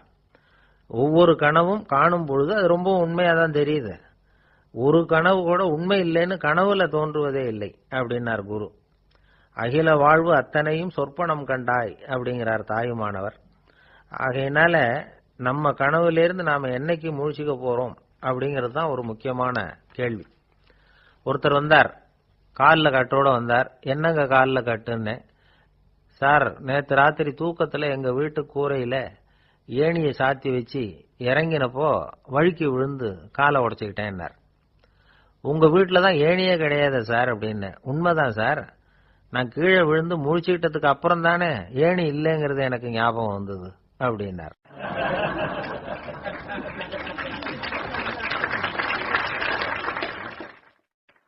ஒரு நண்பர் சினிமா படம் தயாரிக்கிறவர், அவர்கிட்ட ஒரு நாள் பேசிக்கிட்டு இருந்தேன். அது எப்படி சார், நீங்க எடுக்கிற எந்த படமும் கையை கடிக்காத அளவுக்கு எடுத்துடுறீங்களே, அது எப்படின்னு கேட்டேன். அது ஒன்றும் பெரிய விஷயம் இல்லை சார். பெண்களுக்குன்னு சில உருக்கமான காட்சிகள், இளைஞர்களுக்குன்னு சில நடனங்கள், அடிதடி காட்சிகள், அப்புறம் வயசானவங்களுக்குன்னு சில ஆன்மீக காட்சிகள், சின்ன பிள்ளைங்களுக்கு சிரிப்பு, இப்படி எல்லாமும் சேர்த்து நான் படம் எடுக்கிறேன். மசாலா படம்னு பேரு. இது ரொம்ப பெருசா இல்லைன்னாலும் ஓரளவுக்கு சுமாரா ஓடிரும், கையை கடிக்காது அப்படின்னார். இது ஒரு உத்தி. சில பத்திரிகை ஆசிரியர்களும் இந்த உத்தியை கையாளுறது உண்டு. இந்த உத்திக்கு பார்னம் உத்தி அப்படின்னு பேர். பார்னம் எஃபெக்ட் அப்படின்னு சொல்லுவாங்க. அதாவது ஃபீனியஸ் டி பார்னம் அப்படின்னு ஒருத்தர் அமெரிக்காவில் இருந்தாராம். அதாவது 19ஆம் நூற்றாண்டுல அமெரிக்காவில் கொடிகட்டி பறந்த ஒரு சர்க்கஸ் நிறுவனத்தின் அதிபர் அவர். இந்த உலகத்துல ஒவ்வொரு நிமிஷமும் ஒரு ஏமாளி பறந்துகிட்டே இருக்கிறான் அப்படிங்கிறது அவருடைய சித்தாந்தம். ஒவ்வொருத்தரையும் திருப்திப்படுத்துற அளவுக்கு அம்சங்களை கொஞ்சம் கொஞ்சமா கலந்து கேளிக்கை நிகழ்ச்சிகளை நடத்தினது தான் அவருடைய மகத்தான வெற்றிக்கு காரணம். அதனால அந்த உத்தியை யாரு கடைபிடிச்சாலும் சரி, அதுக்கு பார்னம் உத்தி அப்படின்னு பேர் வந்துட்டுது. ஜோசியம் சொல்றவங்களுக்கும் இந்த உத்தி தான் கை கொடுக்குது. ஒரு விஷயத்த ஒருத்தருடைய கோள் நிலைகள் அல்லது கையெழுத்து நிரூபிக்கிறதாக அவர்கிட்ட சொன்னா அதை அவர் நம்பிவிடுவார். ஆனா அந்த விஷயம் நல்லதா இருக்கணும், நேர்மையானதா இருக்கணும், அதாவது பாசிட்டிவா இருக்கணும். 8ஆம் இடத்துல குரு, 9ஆம் இடத்துல சனி, நீங்க ஒரு பெரிய மேதை தான் அப்படின்னு சொல்லுவாங்க. கேட்கறவங்களுக்கு அதை மறுக்கிறதுக்கு மனசு வராது. அப்படி சொல்லும் பொழுது கூடவே என்ன கொஞ்சம் முன்கோபம் அதிகமா இருக்கும், இருந்தாலும் அது உடனே மறைஞ்சிரும் அப்படின்னு சில அற்ப விஷயங்களையும் சொன்னாலும் அதையும் சரிதான்னு சொல்லி ஒத்துக்குவாங்க. ஆளுமையை எடை போடுகிற ஒரு நிறுவப்பட்ட உத்தியின் மூலமாக தன்னுடைய குணாதிசயங்கள் கண்டுபிடிக்கப்பட்டதாக அவர் நம்புறது தான் இதுக்கு காரணம். இந்த மாசம் பணத்தட்டுப்பாடு கொஞ்சம் இருக்கும், உடம்புல ஏதாவது கொஞ்சம் அசௌகரியம் இருக்கும், வீட்டுக்குள்ள லேசா மனஸ்தாபம் வரலாம், இது மாதிரி பொதுப்படையா சிலதை சொன்னாலே போதும், மக்களை நம்ப வச்சுடலாம். இதெல்லாம் நமக்கு மட்டும்தான் ஏற்படுது அப்படின்னு சொல்லி அவங்க நினைக்கிறது தான் காரணம். இதுதான் பார்னம் உத்திங்கிறது. மனிதர்கள் பாராட்டுகளை விரும்புறதும் விமர்சனங்களை வெறுக்கிறதும் பார்னம் உத்தியின் அடுத்த கூறு. அதனால ஒருத்தருக்கு ஜோசியம் சொன்னாலும் சரி, அவருடைய ஆளுமையை மதிப்பிடுறதாக இருந்தாலும் சரி, அவரை புகழற மாதிரி இருந்தாலும் சரி, அப்படி இருந்தாதான் அது சரியா இருக்கும். சாதகமான விஷயங்களை அதிகமாகவும் பாதகமான விஷயங்களை நாசூக்காவும் சொன்னா மக்கள் அதை நம்பிடுவாங்க. ஒருத்தரை கருமின்னு சொன்னா ஏத்துக்க மாட்டார். அதையே கொஞ்சம் மாத்தி நீங்க கொஞ்சம் சிக்கனமான ஆசாமி அப்படின்னு சொன்னா நீங்க சொல்றது சரிதான் சார் அப்படிம்பார். நீங்க பெரிய செலவாளி தான், இருந்தாலும் நல்ல விஷயங்களுக்கு தான் செலவழிப்பீங்க அப்படின்னு சொல்லணும். இப்படி இந்த பார்னம் உத்தியை கடைபிடிச்சு இன்னைக்கு வெற்றிகரமா காலம் தள்ளுறவங்க நிறைய பேர் இருக்கிறாங்க.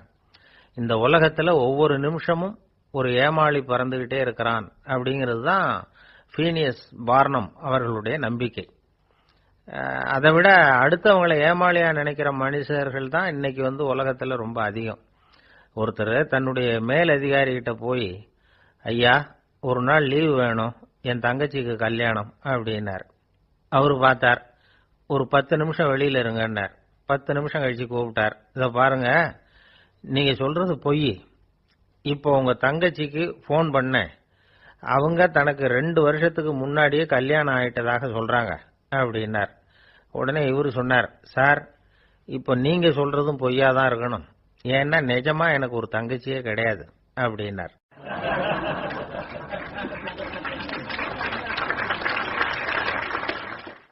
ஒரு பெரிய அரசன் இந்த உலகம் பூராவையும் ஆண்டுகிட்டு இருந்தான்.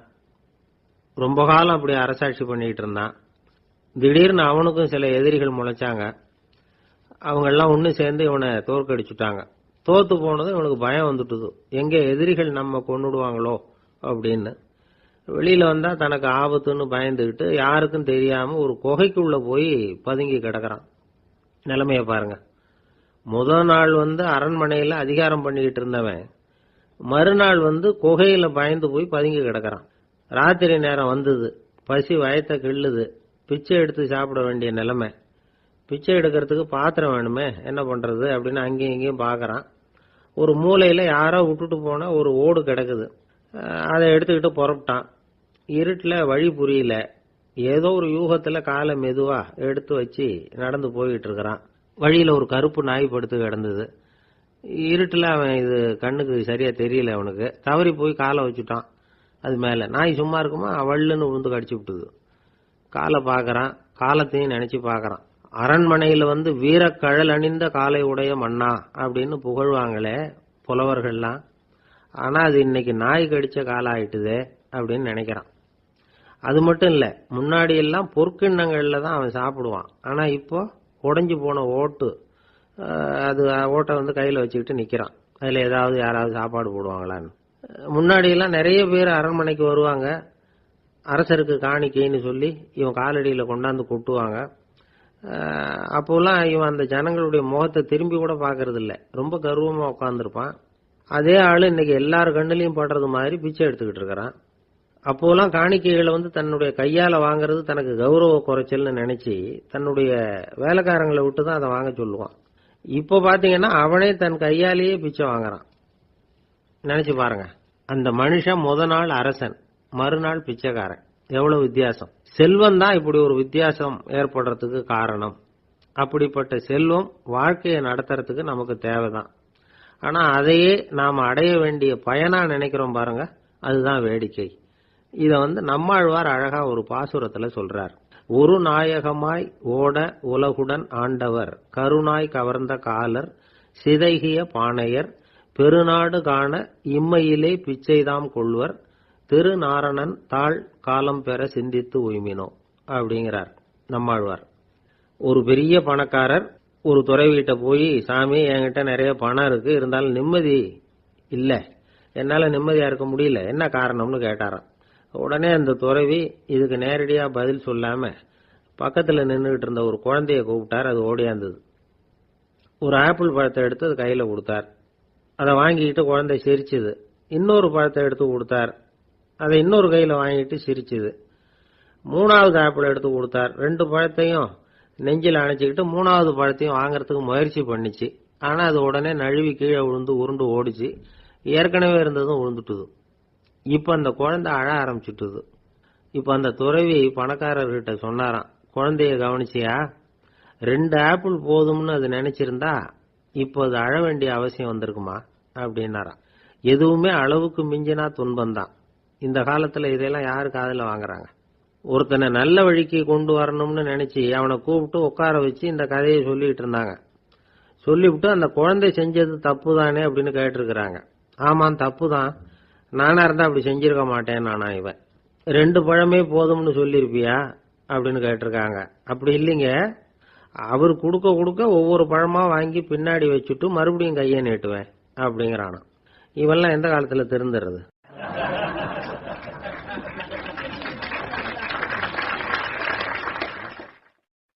எனக்கு அதிர்ஷ்டமே இல்ல சார் அப்படின்னாரு ஒருத்தர். ஏன் அப்படி சொல்றீங்கன்னு கேட்டோம். வியாபாரம் பண்ணலாம்னு ஒரு கடை வச்சேன், வேண்டிய போட்டவங்க கூட என் கடையில எதுவும் வாங்க மாட்டேங்கிறான், எல்லாரும் அடுத்த கடைக்கு தான் போறான் அப்படின்னு சொல்லி ரொம்ப அழுத்துக்கிட்டார்.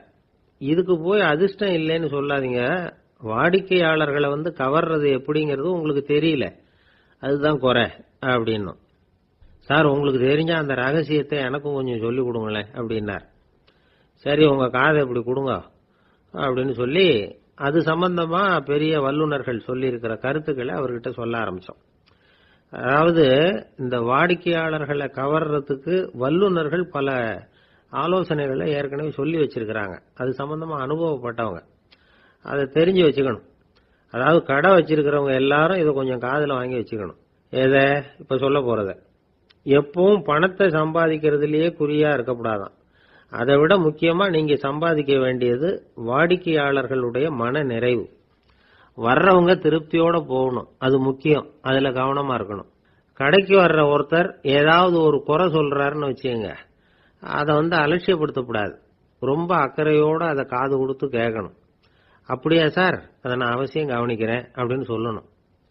ஒருத்தர் வரார், சார் நேத்திக்கு உங்க கடையில இதை நான் வாங்கிட்டு போனேன், வீட்டில் இது வேணான்னு சொல்லிவிட்டாங்க, திருப்பி கொடுக்கறதுக்காக தான் வந்திருக்கிறேன் அப்படின்னு சொல்லி திருப்பி கொடுக்கறார். உடனே நீங்க முகம் சுளிக்க கூடாது, எரிச்சல் படக்கூடாது. வழக்கம் போல நிதானமா முகம் மலர்ச்சியோட அதை திருப்பி வாங்கிக்கணும். இவ்வளவு ரூபாய்க்கு சாமான் வாங்கினா இந்த ஸ்பூன் அன்பளிப்பு, இப்படி ஏதாவது கொடுக்கலாம். பண்டிகை காலங்கள்லயும் பொருள்கள் வாங்குறவங்களுக்கு இப்படி ஏதாவது பொருத்தமா ஒரு அன்பளிப்பு கொடுக்கலாம். நீங்க கொடுக்கறது ஒரு சர்வசாதாரணமான பொருளா இருந்தா கூட அது வாங்குற ஒரு மனசுல ஒரு மகிழ்ச்சியை ஏற்படுத்தும். எதுவும் உங்களால கொடுக்க முடியலன்னா உங்க முகம் நிறைஞ்ச சிரிப்பியாவது கொடுங்க, அது போதும். உங்க கடையில் இல்லாத ஒரு பொருளை வாடிக்கையாளர் கேட்கிறார், உடனே இல்லைன்னு முகத்தில் அடிச்சது மாதிரி சொல்லிடக்கூடாது. கொஞ்சம் உட்காருங்க சார் அப்படின்னு சொல்லி உங்க பணியாளர் யாரையாவது அனுப்பி வெளியில இருந்து வாங்கிட்டு வர சொல்லி அவர்கிட்ட கொடுக்கலாம். சில பேர் உங்க கடைக்கு வரும்பொழுது அவங்க வீட்டு குழந்தைகளையும் கூப்பிட்டுக்கிட்டு வர்றாங்கன்னு வைங்க. நீங்க என்ன செய்யணும்னா அந்த குழந்தைகளை முதல்ல கவனிக்கணும். அது கண்ணத்தை கிள்ளணும், அதுகிட்ட விளையாடணும், அதுக்கு ஏதாவது மிட்டாய் பிஸ்கட் எதையாவது கொடுத்து அது கவனத்தை கவரணும். அதுக்கப்புறம் பெரியவங்களை கவனிக்கலாம். உங்க கடையில வேலை செய்யற பணியாளர்கள் சுத்தமா இருக்கணும், சிரிச்ச முகம், சுறுசுறுப்பு, இது ரெண்டும் அவங்களுக்கு தேவை. அழுது வடிஞ்சிட்டு இருக்கக்கூடாது. அப்புறம் இன்னொரு விஷயம், அதிகமா பொருள் வாங்குற ஒருத்தர்கிட்ட அதிக மரியாதையாகவும் குறைச்சலா பொருள் வாங்குறவர்கிட்ட வேற விதமாகவும் நடந்துக்க கூடாது. எல்லார்கிட்டையும் சமமா நடந்துக்கணும். 5 ரூபாய்க்கு வாங்கினாலும் சரி, 500 ரூபாய்க்கு வாங்கினாலும் சரி, அவங்க கிட்ட நீங்க காட்டுற மரியாதையில வித்தியாசம் இருக்கக்கூடாது. எல்லாத்துக்கும் மேல உங்க கடையில ஒரு பொருள் வாங்கினா அது உண்மையானதா இருக்கும், தரமுள்ளதா இருக்கும் அப்படிங்கிற நினைப்பு ஜனங்களுக்கு வரணும். அதனால தரமான பொருளையே நீங்க உங்க கடையில வச்சிருக்கணும். இதுவரைக்கும் நான் சொன்னதையெல்லாம் கவனத்துல வச்சுக்கிட்டு நீங்க கடையை ஆரம்பிச்சீங்கன்னா வியாபாரம் பிச்சுக்கிட்டு போகும். அப்படி போகலன்னா அதுக்கப்புறம் கேளுங்க. ஏன்னா இந்த யோசனைகள்லாம் அனுபவப்பட்டவங்க சொல்லி இருக்கிற யோசனைகள். இந்த யோசனைகள்ல நீங்க எச்சரிக்கையா இருக்க வேண்டிய ஒரு விஷயம் உண்டு. அது என்னங்கிறதையும் தெரிஞ்சு வச்சுக்கிறது நல்லது. என்னுடைய நண்பர் ஒருத்தர் வந்தார். சார் உங்க யோசனையை கேட்டதுனால நான் ஒரு அறை வாங்கினதுதான் மிச்சம்னார். என்ன ஆச்சுன்னு கேட்டேன். எங்க கடைக்கு ஒரு பெரிய அம்மா குழந்தைய தூக்கிட்டு வந்தாங்க சார். உங்க யோசனைப்படி அந்த குழந்தையோட கண்ணத்தை கிள்ளணும்னு முயற்சி பண்ணினேன். திடீர்னு அந்த நேரம் பார்த்து அந்த குழந்தை தலையை குனிஞ்சுக்கிட்டுது. என் கை குழந்தையோட கண்ணத்துக்கு பதிலா அதை தூக்கிட்டு வந்தவங்க கண்ணத்தை கிள்ளிவிட்டுது. அதுதான் அப்படி ஆயிட்டுது அப்படின்னார் கண்ணத்தை தடவிக்கிட்டே.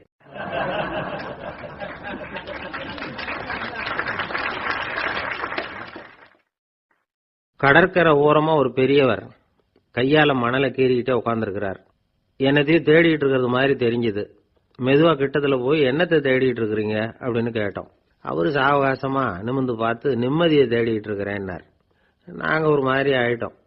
இருந்தாலும் சமாளிச்சுக்கிட்டு, சார் மணல்ல கிழிஞ்சல் தான் கிடைக்கும், நிம்மதி கிடைக்காது அப்படின்னோம். சரி இன்னைக்கு வசமா நம்ம கிட்ட ஒரு ஆள் மாட்டிக்கிட்டார் அப்படின்னு நினைச்சு அவர் பக்கமா போய் உட்காந்துக்கிட்டு கதை சொல்ல ஆரம்பிச்சிட்டோம். ஒரு பெரிய மன்னர் இருந்தார். அவருக்கு எல்லா வசதியும் இருந்தது. இருந்தாலும் ஒரே ஒரு குறை. அது என்னன்னா நிம்மதி இல்லைங்கிற குறை. அரண்மனையில தினமும் கலை நிகழ்ச்சி, நாட்டியம் எல்லாம் நடந்துகிட்டு தான் இருந்தது. இருந்தாலும் நிம்மதி இல்லை. சரி நிம்மதி எங்க கிடைக்கும் அப்படின்னு தேட ஆரம்பிச்சார்.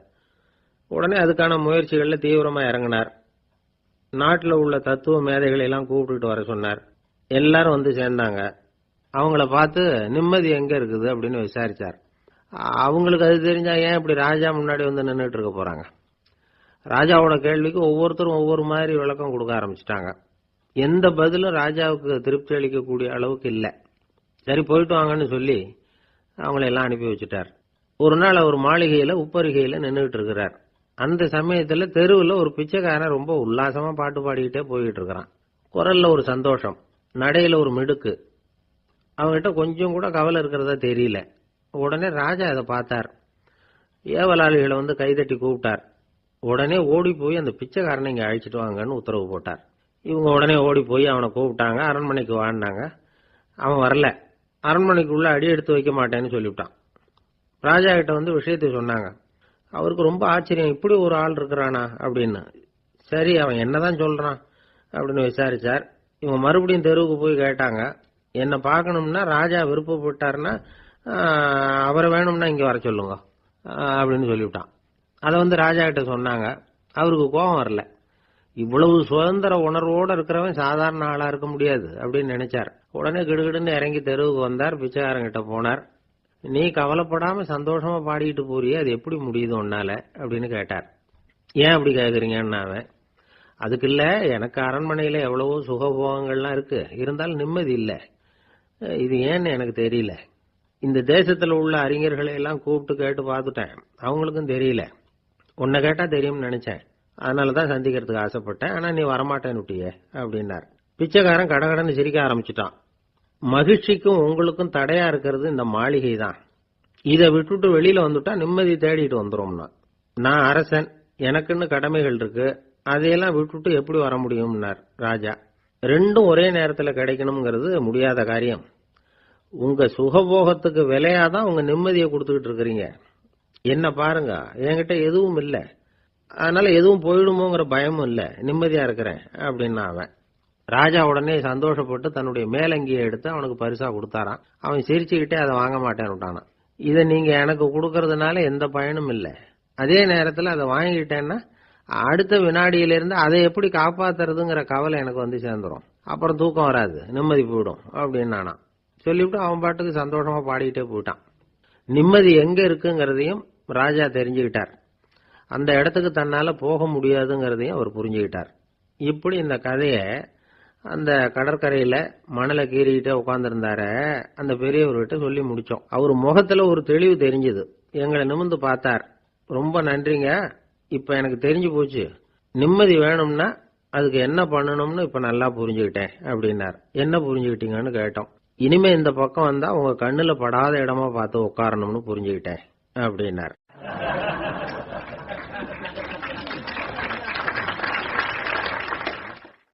ஒரு நாள் ஒரு 10-15 பள்ளிக்கூடத்து பிள்ளைங்க தேடிட்டு வந்தாங்க. உங்களை பார்த்துட்டு தான் போகணும், அதுக்காக தான் வந்திருக்கோம்னாங்க. என்ன விஷயம்னு கேட்டோம். நாங்கள்லாம் கூடி ஒரு முடிவு பண்ணியிருக்கிறோம், அதை உங்ககிட்ட சொல்லணும் அப்படின்னாங்க. அதுவும் ஒரு வாண்டு பையன் அதை சொன்னான். என்ன முடிவு அது அப்படின்னு கேட்டோம் ரொம்ப ஆர்வமா. அதை இப்போ சொல்ல மாட்டோம், எங்களுக்கு பிடிக்கிற மாதிரி ஏதாவது ஒரு தகவல் சொன்னால் அதுக்கப்புறம் நாங்கள் அதை சொல்கிறோம் அப்படின்னா அந்த வாண்டு பையன். சரி, சின்ன பையன்கிட்ட இன்னைக்கு வசமா மாட்டிக்கிட்டோம் அப்படின்னு நினைச்சுக்கிட்டு அவங்களுக்கு தகுந்த மாதிரி ஒரு கதை சொல்ல ஆரம்பிச்சோம். அது என்ன கதைன்னா, ஒரு பெரிய காடு, அதுல பலவிதமான மிருகங்கள். அந்த காட்டுக்கு ஒரு சிங்கம் தான் ராஜா. எப்பவும் காட்டுக்கு அதுதானே ராஜா. ஒரு பெரிய யானைக்கு இது பொறுக்கல. என்ன இது, எப்ப பார்த்தாலும் இங்க சிங்கத்துக்கே ராஜா பதவி கிடைக்குது, நான்லாம் எவ்வளவு பலசாலியா இருக்கிறேன், அப்படி இருந்தும் எனக்கு அந்த பதவி கிடைக்கலையே அப்படின்னு தனக்குள்ள பொறுமிக்கிட்டே இருந்தது. ராஜா பதவியை நினைச்சு ரொம்ப ஏக்கம், அதுக்கு பதவி மோகம். இந்த சமயம் பார்த்து ஒரு குள்ள நரி கூட்டம் அதை தேடிட்டு வந்தது. ஐயா பெரியவங்களே, நீங்க இந்த காட்டுக்கு ராஜாவா இருக்க ஆசைப்படுறீங்க, அதுல ஒன்றும் தப்பு இல்லை. ஆனா அதுக்கு முன்னாடி நீங்க எங்க கூட்டத்துக்கு கொஞ்ச நாள் தலைவரா இருங்க, அதாவது ராஜாவா இருங்களேன், உங்களுக்கும் ஒரு ட்ரைனிங் கிடைச்சது மாதிரி இருக்கும் அப்படின்னு சொல்லியிருக்குது இந்த கூட்டம், குள்ள நரி கூட்டம். இதை கேட்ட உடனே யானைக்கு ரொம்ப சந்தோஷம் தாங்கல. அதுதான் எப்பன்னு பதவிக்காக காத்துக்கிட்டு இருக்குதே. இருந்தாலும் கொஞ்சம் பிகுவோட, சரி நீங்கள்லாம் இவ்வளவு தூரம் என்ன தேடிட்டு வந்து கேட்கறதுனால மறுக்க முடியல அப்படின்னு ரொம்ப ஏதோ அவளுக்கு சிரமப்பட்டு ஒத்துக்கிறது மாதிரி ஒத்துக்கிட்டது. ஏதோ உங்க ஆசைக்கு கட்டுப்படுறேன், கொஞ்ச நாள் உங்க கூட்டத்துக்கு ராஜாவா இருக்கிறதுக்கு சம்மதிக்கிறேன் அப்படின்னுது. உடனே அந்த யானை வந்து ராஜ நட போட ஆரம்பிச்சுட்டுது. யானை வந்து சாதாரணமா நடந்தாவே எப்படி இருக்குங்கிறது நமக்கு தெரியும், அதுவே ராஜ நட நடந்தா எப்படி இருக்கும் கற்பனை பண்ணி பாருங்க. யானை முன்னாடி கம்பீரமா போய்கிட்டு இருக்குது, தலைவர் இல்லையா, அதனால குள்ள நரிகள்லாம் ரொம்ப அடக்கமா அது பின்னாடி அணிவகுத்து போயிட்டு இருக்குது.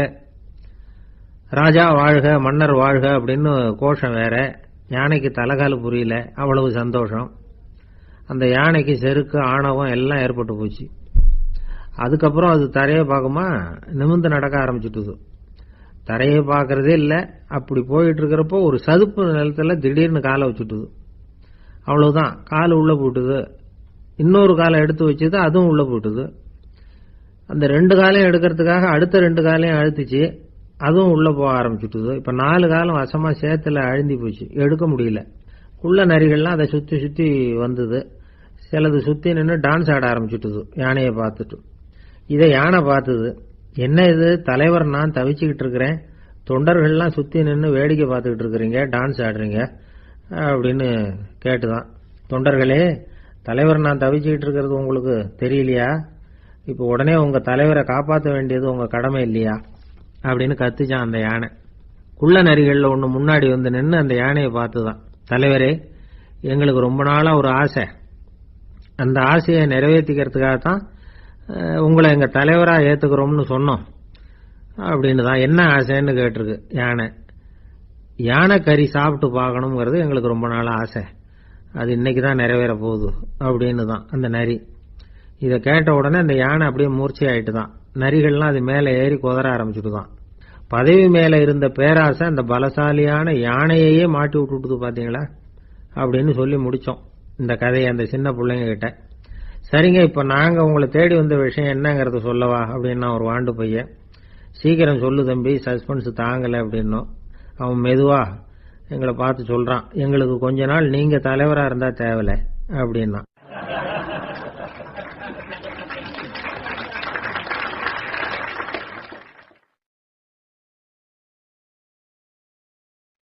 திபேத் நாட்டுல புத்த மடாலயங்கள் நிறைய உண்டு. அதுக்கு ஒரு தலைமையகமும் உண்டு.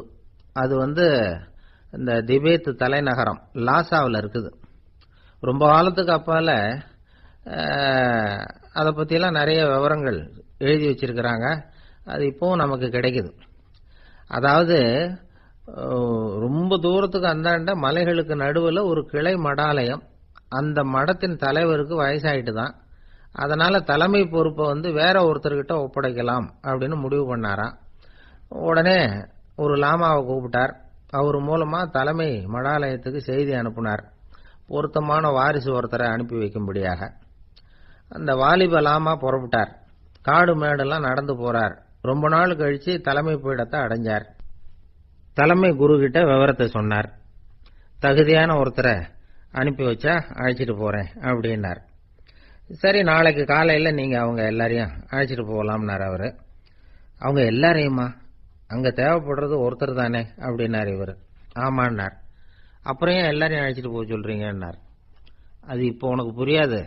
நான் ஒரு 100 பிக்குகளை அனுப்புறேன், அதாவது பிட்சுகளை. அவ்வளவு பேரையும் அங்க வச்சு சமாளிக்க முடியாது அப்படின்னாரு இவரு.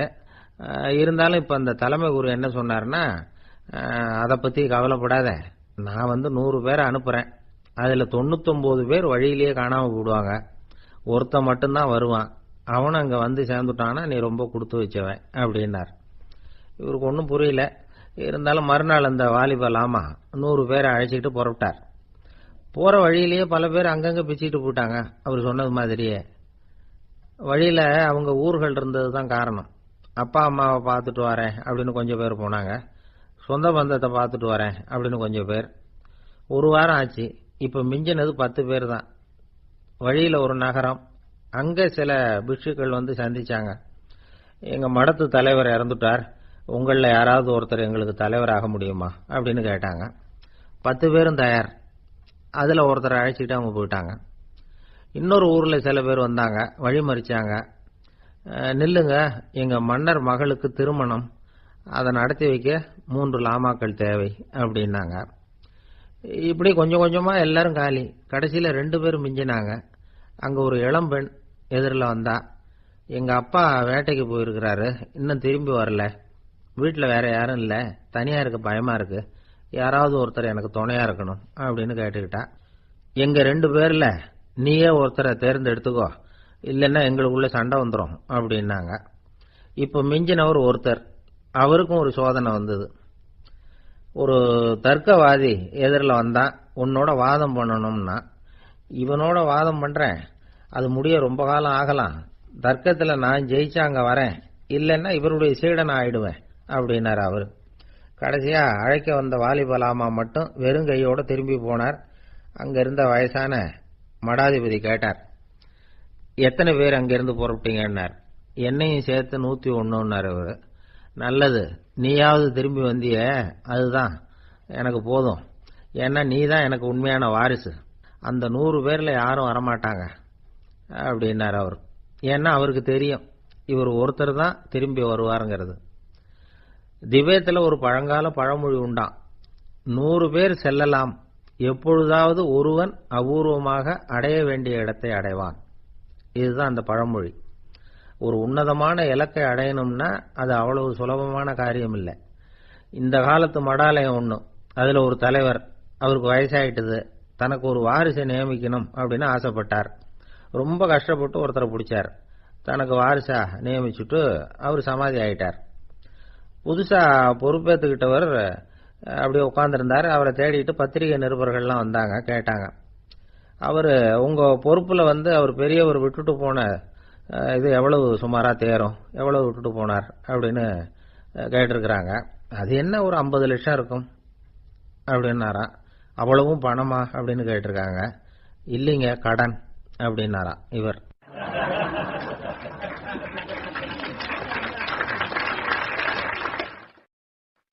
இப்ப மேல எனக்கு அளவு கடந்த அன்பு அப்படின்னு யாராவது சொன்னா அதை அலட்சியமா நினைச்சிடக்கூடாது. அது கொஞ்சம் சீரியஸான விஷயம். அளவுக்கு மிஞ்சினா எதுவுமே இடைஞ்சல் தானே. அன்பும் அப்படிதான். அன்பு அதிகமா இருந்தா அது எப்படி கெடுதல் பண்ணும் அப்படிங்கிற சந்தேகம் உங்களுக்கு வரலாம். தசரதன் கதை என்னாச்சு? கைகை மேல வச்ச அளவு கடந்த அன்பு, ராமன் காட்டுக்கு போறாப்புல ஆயிட்டுது இல்ல. தசரதன் எப்பேற்பட்ட அரசன்.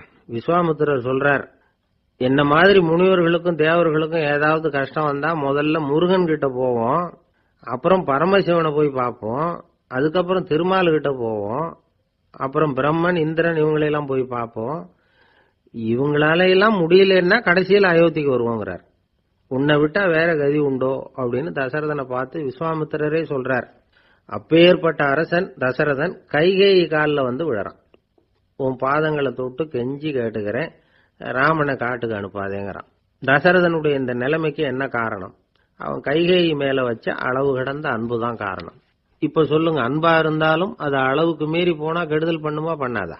அது மட்டும் இல்ல, அளவு கடந்த அன்பு நீதிக்கும் நியாயத்துக்கும் புறம்பான காரியங்களையும் செய்ய வச்சிரும். தசரதன் மிகச்சிறந்த நீதிமான், தர்மத்துக்கு விரோதமா ஒரு காரியமும் செய்யாதவன். அப்பேற்பட்டவன் தன்னுடைய மனைவியை பார்த்து என்ன சொல்றான் தெரியுமா? உனக்காக நான் என்ன செய்யணும் சொல்லு, செய்யறேன். ஒரு குற்றமும் செய்யாத ஒருத்தனை கொல்லணுமா கொல்றேன். மரண தண்டனை விதிக்கப்பட்ட ஒருத்தனை விடுதலை செய்ய சொல்றியா செய்யறேன். எந்த பிச்சைக்காரனையாவது கோடீஸ்வரனாக சொல்றியா ஆக்குறேன், அல்லது கோடீஸ்வரனை பிச்சைக்காரன் ஆக்கணுமா ஆக்குறேன் அப்படிங்கிறான். நீதிக்கு விரோதமான இந்த பாவங்களை செய்யறதுக்கு அப்பேற்பட்ட அரசன் எப்படி துணிஞ்சான்? மனைவி பேர்ல வச்ச அளவு கடந்த அன்புதான் காரணம். திரிசூலம், வஜ்ராயுதம், வாள் இதுகளால தாக்கப்பட்டா கூட அதையெல்லாம் கொஞ்சம் கூட லட்சியம் பண்ணாத ஒருத்தன் காமதேவனுடைய மலர் அம்புகள் தாக்குனா அதை அவனால தாக்கு பிடிக்க முடியல, விழுந்துடுறான். காமதேவனுக்குள்ள மகிமையே அதுதாங்கிறார் துளசிதாசர். அதனாலதான் பெரியவங்கள்லாம் என்ன சொல்றாங்கன்னா, எதையும் அளவுக்கு மீறி செய்யாதேங்கிறாங்க. அப்பா, அம்மா, மனைவி, மக்கள் எல்லார் பேர்லயும் அன்பு அவசியம்தான். ஆனா அந்த அன்பு அறிவுக்கு புறம்பா இருக்கக்கூடாது, அளவுக்கு மீறி இருக்கக்கூடாது. அப்பதான் வாழ்க்கை சுகமா இருக்கும். இல்லைன்னா அவஸ்தை தான். அளவுக்கு மீறின அன்புங்கிறது புரியுது, அது சரி. அறிவுக்கு புறம்பான அன்புங்கிறது எப்படி? ஒரு தாய்க்கு ஜலதோஷம் அல்லது ஏதோ ஒரு தொற்று நோயின்னு வச்சுங்களேன். அந்த அம்மாவுக்கு தன்னுடைய குழந்தை பேர்ல அளவு கடந்த அன்பு. தனக்கு நோய் இருக்கு, அது அடுத்தவங்களுக்கு தொற்றக்கூடியது அப்படின்னு தெரிஞ்சிருந்தோம் அன்பை காட்டுறதுக்காக அந்த குழந்தைக்கு முத்தம் கொடுக்குறேன்னு தூக்கி வச்சுக்கிட்டு கொஞ்சம் ஆரம்பிச்சதுன்னு வச்சுக்கோங்க, அது நல்லா இருக்குமா? இதுதான் அறிவுக்கு புறம்பான அன்புங்கிறது. அது மாதிரி விலங்குகள்கிட்ட அன்பா இருன்னு சொல்றோம். அதுக்காக புலிக்கு முத்தம் கொடுக்க முடியுமா? அப்படி கொடுத்தா அது அறிவுக்கு புறம்பான அன்பு. அதனால அன்பு கூட அறிவுபூர்வமா இருக்கணும் அப்படிங்கிறத இன்னைக்கு தகவல் மூலமா நாம புரிஞ்சுக்கணும். இந்த காலத்து காதலன் தன்னுடைய காதலிகிட்ட சொன்னானாம், இதை பாரு, உன் பேர்ல எனக்கு அளவு கடந்த அன்பு, உனக்காக என்ன செய்யணும் சொல்லு செய்யறேன், நெருப்புல நடக்கணுமா நடக்கிறேன், நீர்ல குதிக்கணுமா குதிக்கிறேன், உயிரையே கொடுக்கணுமா கொடுக்கறேன் அப்படின்னா.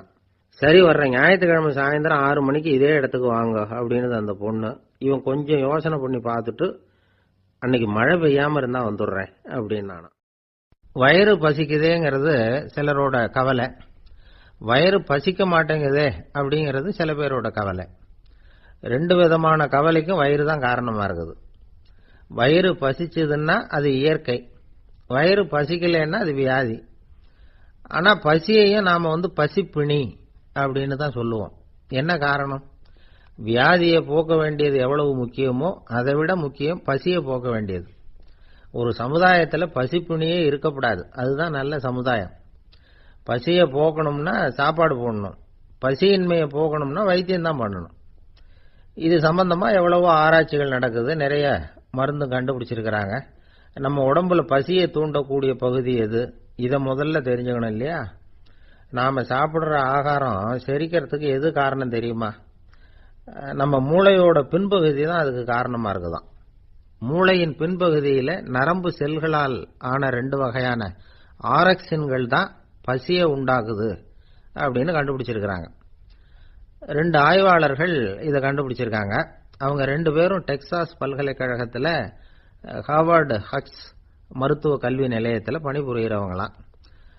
உண்பது தேவைங்கிறது உணரப்படும் போது மூளையின் அந்த குறிப்பிட்ட பகுதி ஆரக்சின் அப்படிங்கிற ஹார்மோன்களை சுரக்கும். அது பசி உணர்வை தூண்டும் அப்படிங்கிறது தான் அந்த ஆய்வாளர்களின் கண்டுபிடிப்பு. இந்த ஆரக்சின் வேற சில உயிரினங்கள்லயும் உண்டு. இப்ப எலிகள்ல கூட இது இருக்குது. அதனால எலிகளை வச்சு இது சம்பந்தமா ஆராய்ச்சி பண்ணாங்க.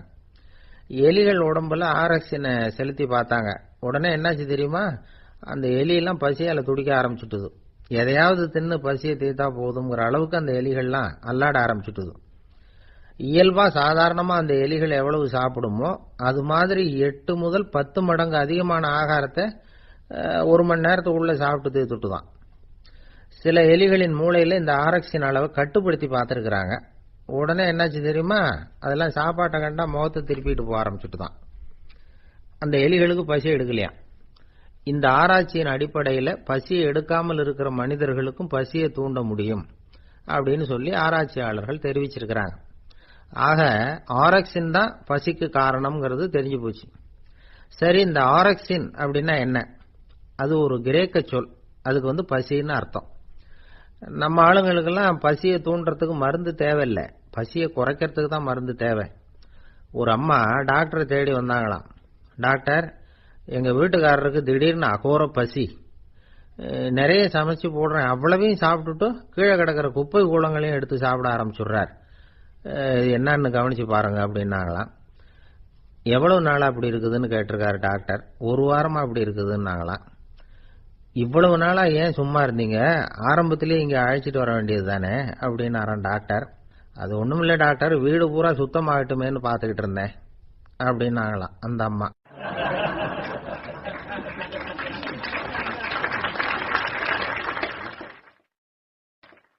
ரொம்ப பேருக்கு கூட்டத்துல பேசுறதுன்னா பயம். நமக்கு ஒன்றும் தெரியாதுன்னு மற்றவங்க நினைச்சிடக்கூடாதுங்கிற எண்ணம் தான் இதுக்கு காரணம். ரொம்ப முக்கியமான ஒரு கூட்டம்னா பயம் அதிகமா இருக்கும். முக்கியமானவங்கெல்லாம் வருவாங்களே, அவங்கெல்லாம் நம்மளை பத்தி மட்டமா நினைச்சிருவாங்களே அப்படிங்கிற பயம் வந்துடும். ஆனா மேடை பேச்சுங்கிறது அவ்வளவு கடினமான ஒரு காரியம் இல்லைங்கிறாங்க அது சம்பந்தமான நிபுணர்கள். யாரும் பேச்சாளர் ஆகலாம், இது ஒன்றும் பெரிய கிஃப்ட் கிடையாது அப்படின்னு அவங்க சொல்றாங்க. நீங்க ஒரு சிறந்த பேச்சாளர் ஆகணுமா அப்படின்னா அதுக்குன்னு சில ஆலோசனைகளை சொல்லி வச்சிருக்கிறாங்க அனுபவசாலிகள். முதல் ஆலோசனை என்னன்னா, உங்க பேச்சு எளிமையா இருக்கணும்.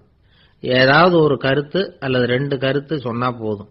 20 அல்லது 30 கருத்துக்களை சொல்லிட்டே போகக்கூடாது. 2வது ஆலோசனை, நீங்க என்ன பேச போறீங்கிறது முதல்ல உங்களுக்கு நல்லா புரியணும். அதுக்கப்புறம் தான் அதை அடுத்தவங்களுக்கு புரிய வைக்க முடியும். எப்படி ஆரம்பிக்க போறோம், எந்த கருத்தை முக்கியமா வலியுறுத்த போறோம், எப்படி முடிக்க போறோம் அப்படிங்கறத முதல்ல நல்லா சிந்திச்சு மனசுல வச்சுக்கணும். கடைசியா என்ன சொல்றீங்களோ அதுதான் கேட்கறவங்க மனசுல நிக்கும். 3வது ஆலோசனை என்னன்னா, உங்க பேச்சு சுருக்கமா இருக்கணும். ஒரு 15 நிமிஷம் பேசுறது ரொம்ப பொருத்தம். மணிக்கணக்கில் பேசிக்கிட்டு இருக்கிறது நல்லதில்லை. 4வது ஆலோசனை, நீங்க பேசுறது உண்மையா இருக்கணும், உங்களுக்கு உண்மையான அனுபவங்கள் இருக்கும், அதை சொல்லலாம். உங்களுடைய உண்மையான அனுபவங்களை மற்றவங்களோட பகிர்ந்துக்கணும், அதுதான் முக்கியம். 5வது ஆலோசனை, ஆரம்பத்தில் கொஞ்ச நேரம் உங்களை பத்தியும் எதிரில் உள்ளவங்களை பத்தியும் சம்பந்தப்படுத்தி ஏதாவது பேசி ஒரு நெருக்கத்தை ஏற்படுத்திக்கணும். ஒவ்வொருத்தரும் இப்ப இவர் பேச போறது நம்ம சம்பந்தப்பட்டது அப்படின்னு நினைக்க ஆரம்பிச்சிருவாங்கல்ல, அதுக்கப்புறம் அவங்க கேட்க தயாராயிட்டாங்கன்னு அர்த்தம். எதிரில் உட்கார்ந்துருக்கிற கூட்டத்திலிருந்து 3 பேரை தேர்ந்தெடுங்க. அதாவது வலது பக்கம் ஒருத்தர், நடுவுல ஒருத்தர், இடது பக்கம் ஒருத்தர். அதாவது உங்களை ரொம்ப கனிவாகவும் ஆர்வமாகவும் பார்க்கிறவரா பார்த்து தேர்ந்தெடுத்துங்க மனசுக்குள்ள. நீங்க பேசும்பொழுது என்ன பண்ணணும்னா, இவங்களை நேருக்கு நேரா மாறி மாறி பார்த்துக்கிட்டே பேசுனீங்கன்னா நீங்க ஏதோ ஒட்டுமொத்த கூட்டத்தையும் பார்த்து பேசுறதாக ஒரு உணர்வு அது ஏற்படுத்திவிடும். 6வது ஆலோசனை என்னன்னா, சொற்பொழிவுன்னா நீங்க பேசணும், படிக்கப்படாது. எழுதி படிக்கிறது நல்லா இருக்காது. குறிப்புகள் வேணும்னா வச்சுக்கலாம். படிக்கிறது பேப்பர்ல இருந்து வர்றது மாதிரி இருக்கும், பேசுறது இதயத்திலிருந்து வர்றது மாதிரி இருக்கும். அப்புறம் 7வது ஆலோசனை சொல்றாங்க. அது என்னன்னா, மேடையில ஏறி நின்ன உடனே இயல்பா மூச்சை இழுத்து விட்டுங்க, இயல்பு நிலைக்கு வாங்க, அதுக்கப்புறம் இயல்பா பேச ஆரம்பிக்கலாம் அப்படிங்கிறாங்க. இவ்வளவும் பேச்சு கலையில் வல்லுநர்களா இருக்கிறவங்க சொல்லுகிற ஆலோசனைகள். இதையெல்லாம் கடைபிடிச்சா நமக்கும் அதுக்கும் வெகு தூரம்னு நினைச்சுக்கிட்டு இருந்த ஒண்ணு இப்ப கிட்டத்துல நெருங்கி வந்துடும். நாம சொல்றபடியெல்லாம் அது கேட்கும். ஒரு பேச்சாளர், அவருக்கு சுருக்கமாவே பேச தெரியாது. மேடையில ஏத்தி விட்டுட்டா போதும், ஆரம்பிச்சிருவார், நிறுத்த மாட்டார், பேசிக்கிட்டே இருப்பார். ஒரு தடவை அவர் ஒரு கூட்டத்துல ரொம்ப நேரம் பேசிக்கிட்டே இருக்கிறார். எதிரில் பொறுமை இழந்த ஒருத்தர் தன்னுடைய கை கடிகாரத்தை காட்டினார். அதை கவனிச்ச பேச்சாளர், மன்னிக்கணும், கை கடிகாரம் நான் கொண்டுகிட்டு வர மறந்துட்டேன், அதுதான் நேரம் போனதே தெரியல அப்படின்னு சொல்லியிருக்கிறார். இதுக்கு அவரு சொன்னாராம் கோபமா, ஏய்யா கடிகாரத்தை தான் பார்க்க முடியல, மறந்துட்டேன், பக்கத்துல மாட்டிருக்கிற காலண்டரையாவது பார்க்கப்படாதா அப்படின்னாராம்.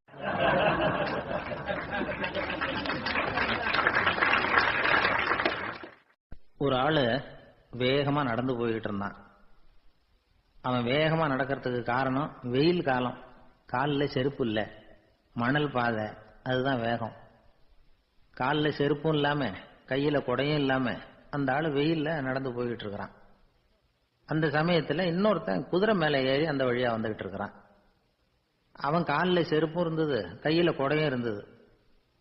நடந்து போய்கிட்டு இருந்தவன் அந்த குதிரை ஆசாமியை பார்த்து கேட்டான், ஐயா நீங்களும் குதிரை மேல உட்காந்துக்கிட்டு போய்கிட்டு இருக்கிறீங்க, அப்படி இருக்கிறப்போ உங்களுக்கு அந்த செருப்பு என்னத்துக்கு, அதை எனக்கு கொடுத்து உதவலாமே அப்படின்னா. குதிரை மேல உட்காந்துருந்தவன் யோசனை பண்ணி பார்த்தான், இவன் சொல்றது நியாயம்தானே அப்படின்னு சொல்லி தன்னுடைய செருப்பை கழட்டி அந்த வழிபோக்கனுக்கு கொடுத்துட்டான். ரொம்ப நல்லதுங்க அப்படின்னு சொல்லி இவன் அதை வாங்கி காலில் மாட்டிக்கிட்டான். அதுக்கப்புறம் மறுபடியும் இவன் ஆரம்பிச்சான், ஐயா நீங்க குதிரையில போறதுனால போக வேண்டிய இடத்துக்கு வேகமா போய் சேர்ந்துருவீங்க, அதனால உங்க கையில அந்த குடை என்னத்துக்கு, நான் நடந்து போயிட்டு இருக்கிறவன், ரொம்ப நேரம் நடக்க வேண்டியிருக்கும் இந்த வெயில்ல, அதனால அந்த குடையையும் எனக்கு கொடுங்களேன் அப்படின்னா. குதிரை வீரன் யோசனை பண்ணி பார்த்தான், இதுவும் நியாயம்தானே அப்படின்னு அவனுக்கு தோணுச்சு. உடனே இறக்கப்பட்டு தன் காலில் இருந்த செருப்பை கொடுத்தது மாதிரியே தன் கையில் இருந்த குடையையும் இவங்கிட்ட கொடுத்துட்டான். அதுக்கப்புறம் அவன் நிம்மதியா புறப்பட்டான். இப்ப மறுபடியும் கை தட்டி அவனை நிறுத்தினான். கீழே நின்றுட்டு இருந்தவன், என்னப்பா ஏன் என்ன நிறுத்தின, இன்னும் ஏதாவது வேணுமா உனக்கு அப்படின்னா குதிரையில இருந்தவன். இவன் மெதுவா வாயை திறந்து அந்த குதிரையையும் என்கிட்ட கொடுத்துருங்களேன்னா. அந்த குதிரை வீரன் இப்ப ஒரு கணம் யோசனை பண்ணி பார்த்தான். உடனே என்ன பண்ணான் தெரியுமா, தன்கிட்ட இருந்த குதிரை சவுக்கை எடுத்தான். குதிரை சவுக்கால அந்த ஆளை வாங்குவாங்கன்னு வீசி தள்ளிவிட்டான். இவ்வளவு சவுக்கடியும் வாங்கிட்டு இந்த ஆள் என்ன பண்ணான் தெரியுமா, சிரிக்கிறான். அடி வாங்கிட்டு யாராவது சிரிப்பாங்களா? குதிரை வீரனுக்கு ஒன்றும் புரியல. என்னப்பா அது, ஏன் இப்படி அடி வாங்கிட்டு இப்படி சிரிக்கிறியே அப்படின்னு கேட்டான். இப்ப அந்த வழிபோக்கன் சொல்றான், ஐயா நான் இப்படி சிரிக்கிறதுக்கு காரணம் இருக்கு. இப்படி குதிரை கேட்டு உங்ககிட்ட அடி வாங்கலைன்னு வச்சுக்கோங்க, என் உயிர் உள்ள வரைக்கும் மனசுல ஒரு தவிப்பு இருந்துகிட்டே இருக்கும். செருப்பையும் கொடையையும் கேட்ட உடனே கொடுத்தவன் குதிரையையும் கேட்டிருந்தா கொடுத்துருப்பானோ அப்படிங்கிற பேராசையில ஏங்கிக்கிட்டே இருந்திருப்பேன். இப்ப உங்ககிட்ட அடி வாங்கின பிறகு என்னுடைய அந்த சந்தேகம் தீர்ந்து போச்சு. என்னுடைய ஆசைக்கு எல்லை எது அப்படிங்கறத எனக்கு புரிஞ்சுட்டுது அப்படின்னு சொல்லிவிட்டு அவன் நடக்க ஆரம்பிச்சுட்டானான். ஆசைக்கும் எல்லை உண்டு அப்படிங்கிறத விளக்கறதுக்காக வாரியார் சுவாமிகள் சொல்ற கதை இது. இந்த காலத்திலயும் ஒருத்தன் அது மாதிரி கொடை செருப்போட குதிரையில போய்கிட்டு இருந்தான். எதிரில் நடந்து வந்தவன், ஐயா உங்க கொடையை எனக்கு கொடுங்களேன்னு கேட்டான். உடனே அவன் குதிரையிலிருந்து கீழே குதிச்சு அவனை சாட்டையால் அடிக்க ஆரம்பிச்சுட்டான். இன்னொருத்தர் அந்த வழியா வந்தவர் இதை பார்த்தார். ஏன்பா அவன் கேட்டான், உன்னால முடியலன்னா இல்லைன்னு சொல்லிட வேண்டியது தானே, அதுக்காக ஏன் இப்படி அவனை போட்டு அடிக்கிறேன்னு கேட்டார். உங்களுக்கு விவரம் புரியாது சார், காலம் ரொம்ப கெட்டு போச்சு, கேட்டதை கொடுத்தேன்னு வச்சுக்கோங்க, இந்த குதிரையே என்னோடது, அவன் திருடிக்கிட்டு போறான் அப்படின்னு என் பேர்ல புகார் கொடுக்க ஆரம்பிச்சிருவான் சார் அப்படின்னா. அது எப்படி அவ்வளவு உறுதியா சொல்றேன்னு கேட்டார் அவரு. ஏற்கனவே அது மாதிரி ஒருத்தன் பேர்ல புகார் கொடுத்துட்டு தான் இந்த குதிரையை நான் தள்ளிட்டு வந்துகிட்டு இருக்கிறேன். ஒரு ஊர்ல ஒரு ராஜா இருந்தார். அவரு ஒரு நாள் காலையில அரண்மனையில மேல் மாடத்துல வந்து நின்றுகிட்டு இருந்தார். அப்போ ஒரு ஆள் வீதியில ரொம்ப வேகமா ஓடிக்கிட்டு இருக்கான். அதை ராஜா கவனிச்சார். அவன் மனசுல ஏதோ ஒரு தவிப்பு இருக்குங்கிறத புரிஞ்சுக்கிட்டார். உடனே அரண்மனை சேவகர்களை கூப்பிட்டார். அந்த ஆளை இங்க அழைச்சிட்டு வாங்க அப்படின்னார். இவங்க ஓடி போய் அந்த ஆளை அழைச்சிட்டு வந்தாங்க. மன்னர் முன்னாடி நிறுத்தினாங்க. மன்னர் அவனை நிமிர்ந்து பார்த்தார். எதுக்காக இவ்வளவு வேகமா ஓடிக்கிட்டு இருக்கிற அப்படின்னு கேட்டார். இதுக்கு அவன் சொன்னா, மன்னா நம்ம கோட்டையின் வடக்கு வாசல் இருக்கு இல்லையா, அது ஓரமா ஒரு பெரிய பாறாங்கல் கிடக்கு. அதுக்கு அடியில நான் ஒரே ஒரு வெள்ளி நாணயத்தை புதைச்சி வச்சிருக்கேன். அது இப்ப எனக்கு தேவைப்படுது. என்னுடைய மனைவிக்கு ஒரு பரிசு வாங்கி கொடுக்க வேண்டியிருக்கு, அதுக்காக தான் அவசரமா ஓடிட்டு இருக்கிறேன் அப்படின்னா. மன்னர் யோசனை பண்ணார். அப்புறம் சொன்னார், அதுக்காகவா இப்படி ஓடுற, பரவாயில்ல, அதை பத்தி கவலைப்படாத, நான் உனக்கு 10 வெள்ளி காசுகள் தர்றேன், வாங்கிட்டு திரும்பி போ அப்படின்னார். இவன் தலையை சொரிஞ்சான். மன்னா நீங்க கொடுக்கறத ரொம்பவும் மகிழ்ச்சியோட வாங்கிக்கிறேன், இருந்தாலும் அதுக்கப்புறம் அந்த வடக்கு வாசலுக்கு போய் அங்க இருக்கிற ஒரு நாணயத்தையும் எடுத்துக்கிட்டு போயிடுறேனே அப்படின்னா. இத பாருப்பா, அந்த ஒரு நாணயத்தை மறந்துடு, உனக்கு 100 வெள்ளி நாணயங்கள் தரேன் இருக்கார். மன்னா ரொம்ப மகிழ்ச்சி, உங்க மாதிரி தாராள குணம் வேற யாருக்கும் வராது, நீங்க கொடுக்கற 100 நாணயங்களையும் வாங்கிக்கிறேன், இருந்தாலும் வடக்கு வாசலுக்கு போய் அதையும் எடுத்துக்கிட்டா 101 ஆயிடுமே அப்படின்னா. இத பாருப்பா, அந்த ஒரு நாணயத்தை மறந்துடு, அது எக்கேடாவது கெட்டு போட்டோம், நான் உனக்கு 100 பொற்காசுகள் தரேன், அதையாவது வாங்கிட்டு வந்த வழியிலேயே திரும்பி போடுன்னாராம். தங்க நாணயங்களே தரேன்னு சொல்றீங்க, தாராளமா வாங்கிக்கிறேன், இருந்தாலும் வடக்கு வாசலுக்கு போய் அப்படின்னு மறுபடியும் ஆரம்பிச்சான். அரசர் பொறுமை இழந்துட்டார். கடைசியா ஒரு முடிவுக்கு வந்துட்டார். இத பாருப்பா, உனக்கு என்னுடைய ராஜ்யத்திலேயே பாதியை கொடுத்துடுறேன், அப்படியாவது திருப்தியா திரும்பி போ அப்படின்னாராம். மன்னா உங்களுடைய பெருந்தன்மைக்கு ஈடு இணையே கிடையாது, தேசத்திலேயே பாதி பிரிச்சு கொடுக்கறேன்னு சொல்றீங்க, அதனால உங்ககிட்ட ஒரு சின்ன வேண்டுகோள் அப்படின்னானா. சொல்லு சொல்லுன்னாராம் மன்னர் ஆர்வமா. இவன் மெதுவா ஆரம்பிச்சான். அப்படி இந்த ராஜ்யத்தை 2ஆ பிரிக்கிறப்போ அந்த வடக்கு வாசல் இருக்கிற பக்கத்தை என்கிட்டயே கொடுத்துருங்க அப்படின்னானா. மன்னர் அசந்து போயிட்டார். இந்த கதை எதுக்காகன்னு கேட்டா, மனம்ங்கிறது ஒரு குரங்குங்கிறத புரிஞ்சுக்கிறதுக்காகத்தான். உன்னை பிடிச்சுக்கிட்டா லேசில விடாது, அப்படிப்பட்ட மனச அறிவு தான் வழி நடத்தணும், அதுலதான் வாழ்க்கையின் வெற்றி அடங்கி இருக்குது. ஒரு சின்ன பையன் தெருவில் அழுதுகிட்டு இருந்தான். ஏன்பா அழுவுறேன்னு ஒரு பெரியவர் கேட்டார். 1 ரூபா காசை இங்க தொலைச்சுட்டேன் அப்படின்னா.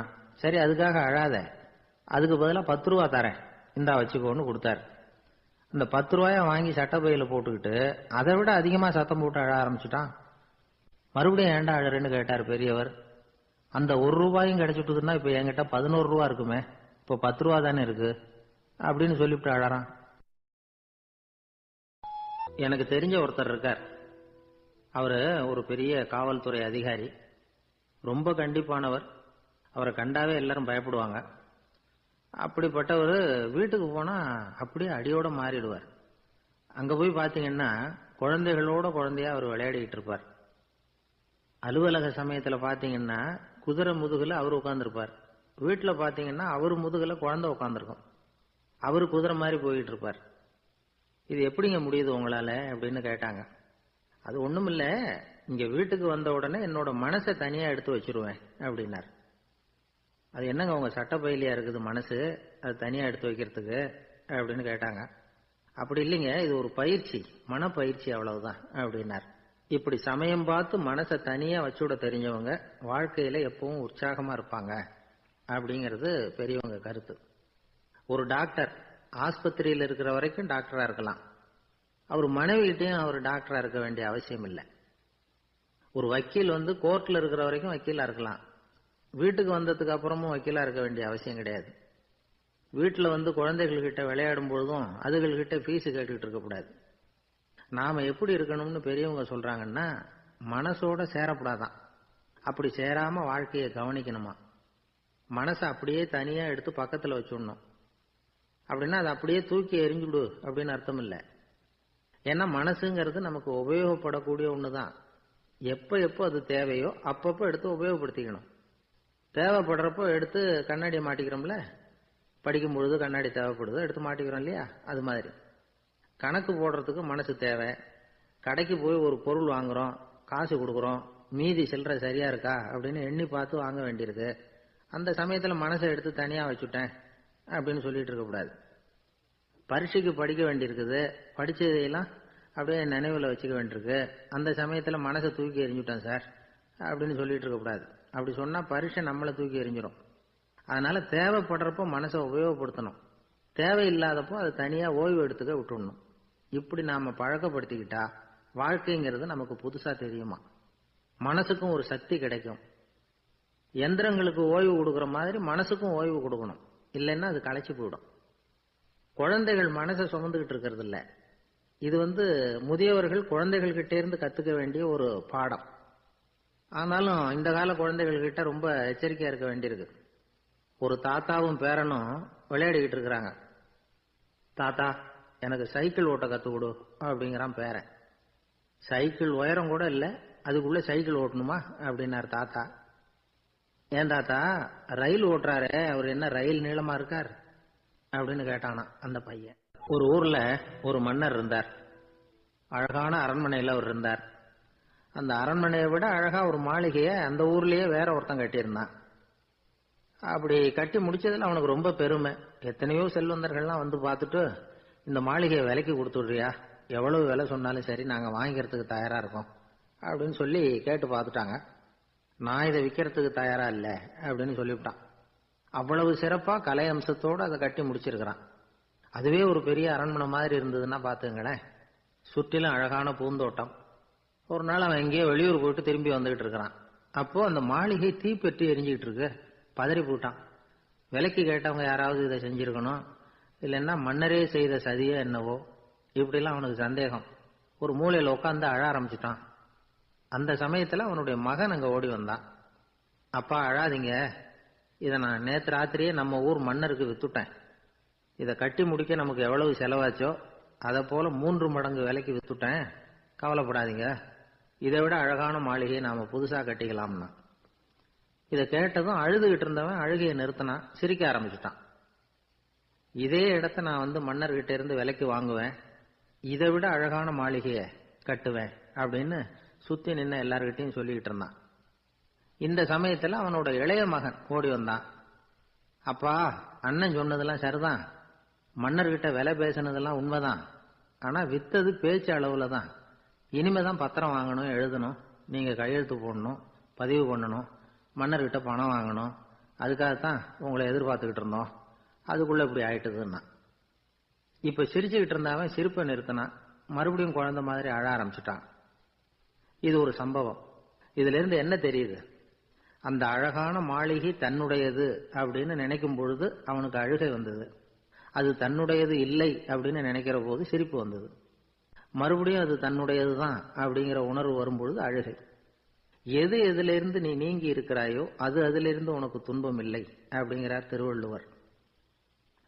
இந்த உடம்பு என்னுடையதில்லை அப்படிங்கிற உணர்வு வந்துட்டா அது ஒரு பெரிய நிலை. அந்த நிலை வரணும். எல்லாத்தையும் பயன்படுத்திக்கலாம், ஆனா பற்றுல விழுந்துடக்கூடாது. உலகத்தில் இருங்கள், ஆனால் உலகத்தவராக இருக்காதீர்கள். உலகிற்குள் இருங்கள், உலகம் உங்களுக்குள் வந்துவிட அனுமதிக்காதீர்கள்.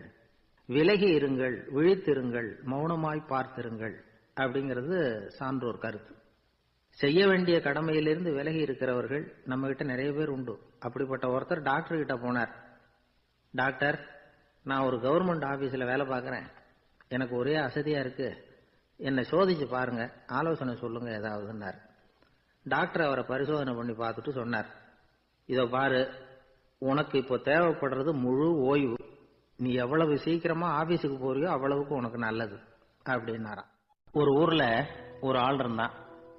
கற்பனையிலேயே காலத்தை கடத்திக்கிட்டு இருந்தான். ஒரு நாள் ஒரு மரத்தடியில உட்கார்ந்துருந்தான். அவனுக்கு பசிக்கிற மாதிரி தெரிஞ்சது. உடனே கற்பனையிலேயே சாப்பிட ஆரம்பிச்சுட்டான். அதாவது எதிரில் இலை போட்டு சாப்பாடு போடப்பட்டிருக்கிறதாகவும் அதை இவன் சாப்பிட்றதாகவும் நினைச்சுக்கிட்டு கையை மட்டும் வாய்க்கும் தரைக்குமா அப்படியும் இப்படியும் கொண்டுகிட்டு போய் பாவனை பண்ணிக்கிட்டே இருக்கிறான். தூரத்துல இருந்து பாக்குறவங்களுக்கு இவன் ஏதோ பலமான விருந்து சாப்பிட்டுட்டு இருக்கிறான் அப்படின்னு தான் தோணும். அது மாதிரியே பண்ணிட்டு இருந்தான். அந்த வழியா ஒரு சன்னியாசி வந்துகிட்டு இருந்தார். இவனை பார்த்தார். என்ன இவன் இப்படி பண்ணிட்டு இருக்கிறானே அப்படின்னு நினைச்சாரு. கொஞ்ச நேரம் அவனையே உத்து பார்த்துக்கிட்டு இருந்தார். இவரை பார்த்ததும் அவன் இன்னமும் சுவாரஸ்யமா சாப்பிட ஆரம்பிச்சுட்டான். அப்பப்பா என்ன இது, இந்த குழம்பு இவ்வளவு காரமா இருக்கு, என்னுடைய நாக்கே எரிஞ்சு போடும் போல இருக்கு அப்படின்னு சொல்லிட்டு பக்கத்துல ஒரு குவளையை எடுத்து தண்ணி குடிக்கிறது மாதிரி பாவனை பண்றான். அப்பாடா இப்ப கொஞ்சம் பரவாயில்ல அப்படின்னு சொல்லிக்கிட்டு குவளையை கீழே வைக்கிறது மாதிரி ஒரு பாவனை பண்றான். சன்னியாசி பார்த்தார். என்னப்பா சாப்பாட்டுல காரம் அதிகமோ அப்படின்னார். ஆமா சுவாமி, ஞாபகம் மறதியில் கொஞ்சம் மிளகாய் அதிகமா சேர்த்துக்கிட்டேன் அப்படின்னா. சரி சாப்பிடு அப்படின்னு சொல்லிட்டார். அவன் சாப்பிட்டு முடிக்கிற வரைக்கும் பொறுமையா உட்காந்துருந்தார். அவன் அப்பாடா அப்படின்னு சொல்லிட்டு மறுபடியும் தண்ணி எடுத்து குடிச்சான். எல்லாம் கற்பனையிலேயே. அதுக்கப்புறம் சன்னியாசி பேச ஆரம்பிச்சார். இதை பாருப்பா, உன்னுடைய கற்பனையை நான் மெச்சுறேன். இருந்தாலும் உன் சாப்பாட்டுல ஒரு இனிப்பையும் வச்சிருக்கலாமே, ஏன் மிளகாய அளவுக்கு அதிகமா போட்டுட்டு அவஸ்தைப்படுற அப்படின்னார். அவன் யோசிக்க ஆரம்பிச்சான். அதுக்கப்புறம் இவர் சொன்னார், இதை பாருப்பா, இனிமேல உன்னுடைய கற்பனையும் உயர்ந்ததாக இருக்கட்டும் அப்படின்னு உபதேசம் பண்ணிவிட்டு போனார். எப்பவும் உயர்வை பத்தியே சிந்திக்கணும். உயர்வு கிடைக்கலன்னா கூட அப்படி சிந்திக்கிறத நிறுத்தப்படாது அப்படிங்கிறார் திருவள்ளுவர். உள்ளுவது எல்லாம் உயர் உள்ளல், மற்ற அது தள்ளினும் தள்ளாமை நீர்த்து. ஊக்கம் இல்லாம உலகத்துல வாழ்ந்து பிரயோஜனம் இல்லை. அதனால உயர்வாகவே சிந்திக்கணும். அது நம்மளை ஊக்கப்படுத்தும். இது பெரியோர் வாக்கு. இந்த உலகத்துல கற்பனையிலேயே வாழ்கிற சில கஞ்சர்களும் உண்டு. அதாவது 2 கஞ்சர்கள், 2 பேரும் பக்கத்து ஊர்ல இருந்தாங்க. பொங்கல் சமயம். ஒரு கஞ்சன் தன்னுடைய மகனை கூப்பிட்டான். இதோ பாருப்பா, பக்கத்து ஊர்ல என்னுடைய நண்பன் ஒருத்தன் இருக்கிறான். அவனுக்கு பொங்கல் பரிசு ஏதாவது கொடுக்கணும். நான் ஒரு 4 ஆட்டுக்குட்டியை தரேன், நீ கொண்டுகிட்டு போய் கொடுத்துட்டு வந்து விடுறியா அப்படின்னு கேட்டான். சரி நான் புள்ள. ஒரு பைய கையில் எடுத்துக்கோன்னா அவன் எடுத்துக்கிட்டான். இந்த ஆட்டுக்குட்டி பிடிச்சிக்கோ அப்படின்னு சொல்லி ஒவ்வொன்னா போடுறேன் பார் அப்படின்னு சொல்லிட்டு 1 2 3 4 அப்படின்னு எண்ணிக்கிட்டே வெறும் சைகையாலேயே ஆட்டுக்குட்டியை பிடிச்சி போடுறது மாதிரி பாவனை பண்ணிட்டு இருக்கிறான். அவன் பிள்ளையும் அது ரொம்ப அக்கறையா வாங்கிக்கிறது மாதிரி வாங்கிட்டு அந்த பைய தூக்கிட்டு அடுத்த ஊருக்கு போறான். இவன் அங்க போய் சேர்ந்த நேரத்துல அந்த கஞ்சன் ஊர்ல இல்ல, எங்கேயோ வெளியில போயிருக்கிறான். அவனோட புள்ள மட்டும்தான் வீட்டுல இருந்தான். இவன் அவன்கிட்ட, இதை பாரு, எங்க அப்பா உங்க அப்பாவுக்கு ஆட்டுக்குட்டி கொடுத்து அனுப்பியிருக்கிறாரு, பிடிச்சிக்கோ அப்படின்னு சொல்லி பாவனையிலேயே ஒவ்வொன்னா எடுத்து அவன்கிட்ட கொடுத்துட்டான். அவனும் வாங்கிட்டான் வாங்கறது மாதிரி. அப்புறம் சொன்னான், சரிப்பா நானும் பதிலுக்கு ஏதாவது ஒன்னுகிட்ட கொடுக்கணும் இல்லையா, அதனால அந்த பைய புடி, ஒரு 10 எலும்பிச்சம்பழம் தரேன், பதிலுக்கு அதை நீ எடுத்துட்டு போ அப்படின்னு சொல்லி கையாலேயே ஒவ்வொன்னா எடுத்து போடுறது மாதிரி பாவனை பண்ணிவிட்டான். அவனும் ரொம்ப நன்றி அப்படின்னு சொல்லிவிட்டு அதை வாங்கிட்டு போயிட்டான். கொஞ்ச நேரம் கழிச்சு வெளியில போயிருந்த அப்பங்காரன் திரும்பி வந்தான். உள்ள சொன்னான், அப்பா உன்னோட நண்பர் அவருடைய மகன் மூலமா உனக்கு 6 ஆட்டுக்குட்டி கொடுத்து அனுப்பியிருந்தார், நானும் பதிலுக்கு ஒரு 10 எலுமிச்சம்பழம் கொடுத்து அனுப்பியிருக்கிறேன் அப்படின்னா. எப்படிடா கொடுத்தேன்னு கேட்டார் அப்பா. இப்படிதான் கொடுத்தேன்னு சொல்லி சைகையிலேயே காட்டினான். இதை பார்த்ததும் அப்பங்காரனுக்கு பயங்கரமா கோவம் வந்துட்டுது. பலார்னு அரைஞ்சுட்டான் பையனு. ஏன்பா அரைஞ்ச, 10 எலுமிச்சம்பழம் கொடுத்துட்டேனே அப்படிங்கிறதுக்காகவா அப்படின்னு கேட்டான். அது கூட பரவாயில்ல, நீ காட்டுற சைகையை பார்த்தா ஆரஞ்சு பழம் சைஸுக்கு இருக்குதே, அவ்வளவு பெருசா ஏன் கொடுத்த, அதுதான் எனக்கு கோபம் அப்படின்னு. ஒரு ஊர்ல ஒரு குரு இருந்தார், ஜென் குரு. அவரை தேடிட்டு ஒரு மன்னர் வந்தார். வந்தவர் ஜப்பான் மன்னர். தோட்டக்கலையை பத்தி தெரிஞ்சுட்டு போறதுக்காக அவர் வந்தார். எப்படி தோட்டம் அமைக்கிறது அப்படிங்கறத பத்தி அந்த குரு விவரமா சொல்லி கொடுத்தாரு. 1 நாள் 2 நாள் இல்ல, 3 வருஷம் கத்து கொடுத்தார். அதுக்கப்புறம் சொன்னார், நான் கத்து கொடுத்துட்டேன், இனிமே நீங்க போகலாம், போய் தோட்டம் அமைக்கலாம், அதுதான் உங்களுக்கு பரிசை. தோட்டம் அமைச்ச பிறகு சொல்லி அனுப்புங்க, நான் வந்து பாக்குறேன். நீங்க இங்க என்னவெல்லாம் கத்துக்கிட்டீங்களோ அதையெல்லாம் அங்க செயல்முறையில செஞ்சு காட்டுங்க அப்படின்னு சொல்லி அனுப்பி வச்சார். மன்னர் போனார். அரண்மனைக்கு பக்கத்திலேயே ஒரு பெரிய தோட்டத்தை உண்டு பண்ணினார். அழகான மரங்களையும் செடிகளையும் உருவாக்கினாரு. கிட்டத்தட்ட 1000 தோட்டக்காரர்களை பயன்படுத்தி 3 வருஷங்கள் முயற்சி பண்ணி அந்த அழகான தோட்டத்தை உருவாக்கினார். குரு கிட்ட இருந்து செய்தி வந்தது, நாளைக்கு வந்து தோட்டத்தை பார்க்கறேன் அப்படின்னு. மன்னர் உடனே சுறுசுறுப்பாயிட்டார். முதல் நாளே தோட்டத்தை சுத்தப்படுத்தினார். ராத்திரி பூரா யாரும் தூங்கல. எல்லாருக்கும் தோட்டத்தை ஒழுங்குபடுத்துற வேலை. அது அந்தந்த இடத்துல ஒழுங்கா இருக்குதா அப்படின்னு சரி பார்த்தாங்க. ஒரு தவறும் இல்லாத வகையில் அதை ஒழுங்குபடுத்தினாங்க. மறுநாள் குரு வந்தார், தோட்டத்தை பார்த்தார். அவருக்கு கோபம் வந்துட்டுது. மன்னருக்கு ஆச்சரியம், எப்பவும் சிரிச்சுக்கிட்டே இருக்கிறவர் இப்ப எப்படி இருக்கிறாரே அப்படின்னு. மெதுவா குரு கிட்ட போய் எல்லாம் சரியா தானே இருக்குது அப்படின்னார். எல்லாம் சரிதான், ஆனாலும் எங்கே அந்த பொன்னிற காற்று அப்படின்னார். உதிர்ந்த இலைகள், பொன் மஞ்சள் நிற இலைகள் காற்றில் அப்படி புரண்டு ஓடுவதை நான் பார்க்க முடியவில்லையே அப்படின்னாராம். அது இல்லாம இந்த தோட்டம் உயிரோட்டம் உள்ளதா இருக்காது, இதுல பாடல் இல்லை, ஆடல் இல்லை, அதெல்லாம் இல்லாம இந்த தோட்டம் ரொம்பவும் செயற்கையா தெரியுதுன்னாராம்.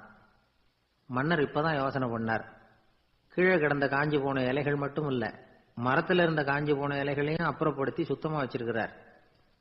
இறப்பும் வாழ்க்கையினுடைய ஒரு பகுதி தான். மரணம்ங்கிறது வாழ்க்கைக்கு எதிரானது அல்ல, அதை நிரப்பும் ஒரு பகுதி தான் அது. மரணம் இல்லையில் வாழ்க்கையே இல்லை அப்படிங்கிறது பெரியவங்க கருத்து. இப்ப அந்த தோட்டம் அழகா தான் இருக்குது, இருந்தாலும் அது ஒரு ஓவியம் மாதிரி உயிர் இல்லாமல் இருக்கு. குரு ஒரு வாளியை கையில எடுத்துக்கிட்டார், தோட்டத்தை விட்டு வெளியில போனார். ஏற்கனவே வீசி எறிந்த அந்த சருகுகளை எல்லாம் அள்ளி கொண்டுட்டு வந்தார். உள்ள எல்லா இடங்கள்லயும் அதை வீசினார். உடனே காத்து அந்த காய்ந்த சருகுகளையும் பழுத்த இலைகளையும் அசைக்க ஆரம்பிச்சுட்டுது. இப்போ அங்க சலசல சத்தம், சங்கீதம், இலைகளின் நடனம், ஓவியம் மாதிரி இருந்த அந்த தோட்டத்துக்கு இப்போ உயிர் வந்துட்டுது. இதுதான் அந்த பொன்னான காற்று அப்படின்னாராம் குரு. மன்னருக்கு புரிஞ்சது. மிகப்பெரிய ஜென் கேள்வி ஒன்று உண்டு. உம்மான் அப்படிங்கிற ஒரு பெரிய குருவை பார்த்து துறவி ஒருத்தர் கேட்டாராம், இலைகள் எல்லாம் கீழே விழுந்து மரங்கள் மொட்டையாக இருக்கும் பொழுது என்ன நடக்கும்? இதுதான் கேள்வி. இதுக்கு உம்மான் சொன்ன பதில் பொன்னான காற்று, தி கோல்டன் விண்ட் அப்படின்னாராம். இதுக்கு என்ன விளக்கம்னா, உன்னுடைய எண்ணங்கள் எல்லாம் உன்னுடைய மனசிலிருந்து கீழே விழுந்து உனது உள்ளுணர்வானது மொட்டையாக நிற்கும் நிலைதான் அது. உனது வேர்களின் அருகில் காற்று வீசுகிறது. எல்லா எண்ணங்களும் உன்னிலிருந்து வெகு தூரத்துக்கு புரண்டு கொண்டே சென்று விடுகிறது. நீ அவற்றை கடந்து விட்டால் நீ அவைகளுக்கெல்லாம் மேலெழுந்து கீழே பார்ப்பவனைப் போல நிற்க ஆரம்பித்து விடுவாய். அதுதான் தியானம் என்பது அப்படின்னு சொல்றாங்க. தியானம்ங்கிறது எண்ணத்துக்கு எதிரானது இல்லை, தியானம்ங்கிறது எண்ணங்களை கடந்து செல்வதுதான். அதுக்கப்புறம் நாம பொன்னிற காற்றுல ஆட ஆரம்பிச்சிருவோம். இதுதான் பெரியவர்கள் சொல்றது. என்கிட்ட ஒருத்தர் தோட்டம் அமைக்கணும்னு யோசனை கேட்டு வந்தார். எல்லாம் சொல்லி கொடுத்தேன். செடிகள்லாம் செழிப்பா வளரணும்னா வேர் காயாம பாத்துக்குங்க, தினமும் தண்ணி விடுங்க அப்படின்னு சொல்லி அனுப்பி வச்சேன். 1 மாசம் கழிச்சு ஒரு தோட்டத்தை பாக்கிறதுக்காக போனேன். போய் பார்த்தா எல்லா செடியும் வாடி கிடக்குது. என்னங்க இப்படி பண்ணிவிட்டீங்கன்னு. நீங்க சொன்னபடிதான் செஞ்சேன்னார். என்ன செஞ்சீங்கன்னு கேட்டேன். வேறு காயாம பார்த்து சொன்னீங்க, தினமும் ஒரு தடவை எல்லா செடியையும் ஒவ்வொன்னா புடுங்கி பார்த்து வேறு காயாம இருக்கா அப்படின்னு பார்த்துட்டு அதுக்கப்புறம் தண்ணி பாய்ச்சனே, அவ்வளவுதான் அப்படின்னார். ஒரு நல்ல நகைச்சுவை எப்படி இருக்கணும், இதுக்கு ஒவ்வொருத்தர் ஒவ்வொரு மாதிரியான விளக்கத்தை கொடுத்துருக்குறாங்க. ஆனா கலைவாணர் NS கிருஷ்ணன் கொடுக்கிற விளக்கம் என்ன தெரியுமா? நகைச்சுவைங்கிறது அடுத்தவங்களுக்கு துன்பம் கொடுக்காம இருக்கணும், அடுத்தவங்க மனசை புண்படுத்தக்கூடாது, அதுதான் சிறந்த நகைச்சுவை அப்படிங்கிறார். அதுக்கு அவர் உதாரணமும் கொடுக்கிறார். ஒரு ஏரி ஓரமா 2 பசங்க நடந்து போயிட்டு இருக்கிறாங்க. அதுல ஒருத்தன் பணக்கார வீட்டு பையன், இன்னொருத்தன் ஏழை. இவங்க 2 பேரும் போயிட்டு இருக்கிறாங்க. வழியில ஒரு இடத்துல ஒரு ஜோடி செருப்பு இவங்க கண்ணுல படுது. ஒரு விவசாயி அந்த செருப்பை அங்க விட்டுட்டு பக்கத்துல இருந்த ஏரியில கை காலை கழுவிட்டு இருக்கிறார். உடனே அந்த பணக்கார பையனுக்கு ஒரு ஐடியா. அவன் சொன்னானா, டேய் இப்போ ஒரு வேடிக்கை செய்யலாம், அந்த செருப்பு 2ஐயும் தூக்கி எட்டத்துல வீசி எரிஞ்சிருவோம். அந்த ஆள் பார்த்துட்டு செருப்பை தேடி அல்லாடுவான், அங்கேயும் இங்கேயும் ஓடுவான், திரு திருன்னு முழிப்பான். அதை பார்த்து நாம ரசிக்கலாம், நல்ல தமாஷா இருக்கும் அப்படின்னு இருக்கான். இப்படி சொல்லிவிட்டு அந்த செருப்புகளை தூக்கத்துக்கு போனானா. கொஞ்சம் பொறு அப்படின்னானா அந்த ஏழை பையன். ஏன்னு கேட்டிருக்கான் அவன். இப்போ அந்த ஏழை பையன் சொன்னானா, நீ சொல்றது ஒன்றும் வேடிக்கை கிடையாது, உன்னோட செருப்பு தொலைஞ்சா உன் அப்பா உடனே உனக்கு வேற செருப்பு வாங்கி கொடுத்துருவார். ஆனா அந்த ஆளுக்கு இந்த செருப்பு தொலைஞ்சதுன்னா வேற புதுசா வாங்கறதுக்கு வாயையும் வயத்தையும் கட்டி பணத்தை சேர்க்க வேண்டியிருக்கும். அதனால நான் ஒரு வேடிக்கை சொல்றேன், அது மாதிரி செய், அது இன்னமும் தமாஷா இருக்கும் அப்படின்னு நானா. எப்படி அது சொல்லுன்னு இருக்கான் அவன். செருப்பு ரெண்டும் அது இருக்கிற இடத்துலயே இருக்கட்டும். உன் சட்டப்பையிலிருந்து ஒரே ஒரு ரூபாய் நாணயத்தை எடு, அதை அந்த செருப்பு மேல அதோட குதிகால் பகுதியில வச்சுட்டு நாம 2 பேரும் அந்த மரத்துக்கு பின்னாடி ஓடி போய் மறைஞ்சு நின்னுக்குவோம். அப்புறம் பாரு வேடிக்கைய அப்படின்னா. அதே மாதிரி ரூபாய் காசு செருப்பு மேல வச்சுட்டு இவங்க 2 பேரும் மறைஞ்சு நின்னுக்கிட்டாங்க. கொஞ்ச நேரத்துல அந்த விவசாயி வந்தார். காலில் உள்ள மண்ணை தட்டிவிட்டு செருப்பை மாட்டுறதுக்காக போனார். அங்க இருந்த காசு கண்ணுல போட்டுட்டுது. அவருக்கு ஆச்சரியமா போச்சு. அதை கையில எடுத்து பாக்குறார். 4 பக்கமும் திரும்பி திரும்பி பாக்குறார், யார் இதை வச்சிருப்பான்னு. கடைசியில ஆகாயத்தை பாக்குறார். ஆண்டவா, இது உன்னோட கருணை தான். நீ தான் யாரோ புண்ணியவான் மனசுல தர்மம் பண்ற எண்ணத்தை உண்டாக்கி இருக்கிற. அந்த புண்ணியவான் நல்லா இருக்கணும் அப்படின்னு வாழ்த்தி அந்த காசை கண்ணுல ஒத்திக்கிட்டாராம். மறைஞ்சிருந்து பார்த்துக்கிட்டு இருந்த ஏழை பையன் இப்படி சொன்னான், பாத்தியா, உன்னை புண்ணியவான்னு வாழ்த்திக்கிட்டு போறார் அந்த ஆள். அவருக்கும் சந்தோஷம், அதை பார்த்து நமக்கும் சந்தோஷம். உனக்கு ரூபாங்கிறது ஒரு பெரிய விஷயம் இல்லை, ஆனா அதனால நமக்கு கிடைச்சிருக்கிற மகிழ்ச்சி ரொம்ப உயர்வானது அப்படின்னு நானா.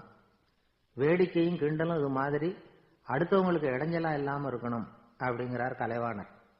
ஆனா பாருங்க, அவருக்கே இடைஞ்சலா வர்ற விஷயங்களை கூட அவர் வேடிக்கையா தான் எடுத்துக்கிட்டாராம். ஒரு தடவை ஒருத்தர் கலைவாணர் கிட்ட வந்து, ஐயா என் குழந்தை செத்து போச்சு அப்படின்னு சொல்லி அழுதாராம். உடனே இவர் அவருக்கு 100 ரூபாய் பணத்தை கொடுத்து, இந்தாங்க அடக்கம் செய்யுங்க அப்படின்னு சொல்லி அனுப்பி வச்சாராம். 1 வருஷம் கழிச்சு மறுபடியும் அதே ஆள் வந்திருக்கார். இவர் மறந்துருப்பாருங்கிற நினைப்புல, அண்ணே என் குழந்தை இறந்து போச்சுண்ணே அப்படின்னாராம். இவர் மறுபடியும் 100 ரூபாய் கொடுத்து ஆறுதல் சொல்லி அனுப்பி வச்சாராம். 7-8 மாசம் கழிச்சு மறுபடியும் அதே ஆள் வந்திருக்கார். அவர் வாயை திறக்கிறதுக்கு முன்னாடியே இவர் 100 ரூபாய் அவர் கையில வச்சு, போன 2 தடவை தான் குழந்தை செத்து போச்சு, இந்த தடவையாவது அதை சாகாம காப்பாத்தி விடு அப்படின்னு சொல்லி அனுப்பி வச்சாராம். அதுக்கப்புறம் அந்த ஆள் வர்றதே இல்லையா. ஒரு ஊர்ல ஒரு கோயில் இருந்தது, ரொம்ப பழைய கோயில். உள்ள போறதுக்கே பயமா இருக்கும், எந்த நேரத்துல இடிஞ்சு விழுந்துருமோ அப்படிங்கிற பயம். அப்படி இருந்ததுனால யாரும் துணிஞ்சு சாமி கும்பிடுறதுக்கு அங்க போறதில்லை. கோயிலுக்கு வர்ற கூட்டம் கொஞ்சம் கொஞ்சமா குறைய ஆரம்பிச்சுட்டுது. கோயில் நிர்வாகிகள் எல்லாரும் கூடி உட்காந்து பேசினாங்க. என்ன பண்ணலாம்னு யோசனை பண்ணாங்க. எந்த இடம் மோசமா இருக்கோ அந்த இடத்த பழுது பார்த்தாங்க. அங்க எங்க வர்ணத்தை பூசி கொஞ்சம் அழகுபடுத்தி பார்த்தாங்க. ஏதோ இந்த ஊர்ல கோயில்னு ஒண்ணு இருக்கு, அது மக்களுக்கு தெரியணும் அப்படிங்கிறதுக்காகத்தான் இப்படிலாம் பண்ணாங்க. இருந்தாலும் கோவில் இருக்கிற நிலைமை மக்களுக்கு தெரியும், அதனால அங்க வர்றது குறைச்சிக்கிட்டாங்க அவங்க. ஒரு கட்டத்துல யாருமே வர்றதில்லை, நிலைமை அந்த அளவுக்கு ஆயிட்டுது. மறுபடியும் கோவில் நிர்வாகிகள் கூட்டம் நடந்தது. இந்த கூட்டம் கூட கோயிலுக்கு உள்ள நடக்கல, இடிஞ்சு விழுந்துருமோங்கிற பயம். அதனால வெளியில தான் உட்காந்து கூட்டத்தை நடத்தினாங்க. ஏன்னா உள்ள போறதுக்கு அவங்களுக்கும் துணிச்சல் கிடையாது, எந்த நேரமும் விழுந்துரும் போல இருந்தது அது. அது வழியா போறவங்க கூட வேகமா அந்த இடத்த கடந்து போக ஆரம்பிச்சிட்டாங்க. கோவில் நிர்வாகிகள் வெளியில உட்காந்து கூட்டம் போட்டாங்க இல்லையா, அந்த கூட்டத்துல 4 தீர்மானங்களை நிறைவேற்றினாங்க. அது என்ன 4 தீர்மானம்னா, முதல் தீர்மானம், இந்த கோவிலை இடிப்பது அப்படிங்கிற முடிவை இந்த கமிட்டி மிகவும் வருத்தத்துடன் ஏற்றுக்கொள்ளுகிறது அப்படின்னு நிறைவேற்றினாங்க. இதுக்கு பதிலா இன்னொரு கோவிலை உடனடியாக கட்டி முடிச்சுடணுங்கிறது 2வது தீர்மானம். 3வது தீர்மானம் என்ன தெரியுமா, பழைய கோவிலின் கதவுகள், அதிலிருந்து பிரிச்சு எடுக்கிற செங்கல், இதையே புது கோவில் கட்டுவதற்கு பயன்படுத்திக் கொள்ள வேண்டியது. பழைய கோவில் இருந்த மாதிரியே அதே வடிவத்தில் புது கோவிலையும் கட்ட வேண்டியது. பழைய கோவிலின் அஸ்திவாரத்தை அப்படியே வச்சுக்கிட்டு அதுக்கு மேல நாம கோயிலை கட்டிக்க வேண்டியது. இதுதான் 3வது தீர்மானம். இதையும் கமிட்டி முழு மனசோட ஏத்துக்கிட்டது. இது வரைக்கும் சரி.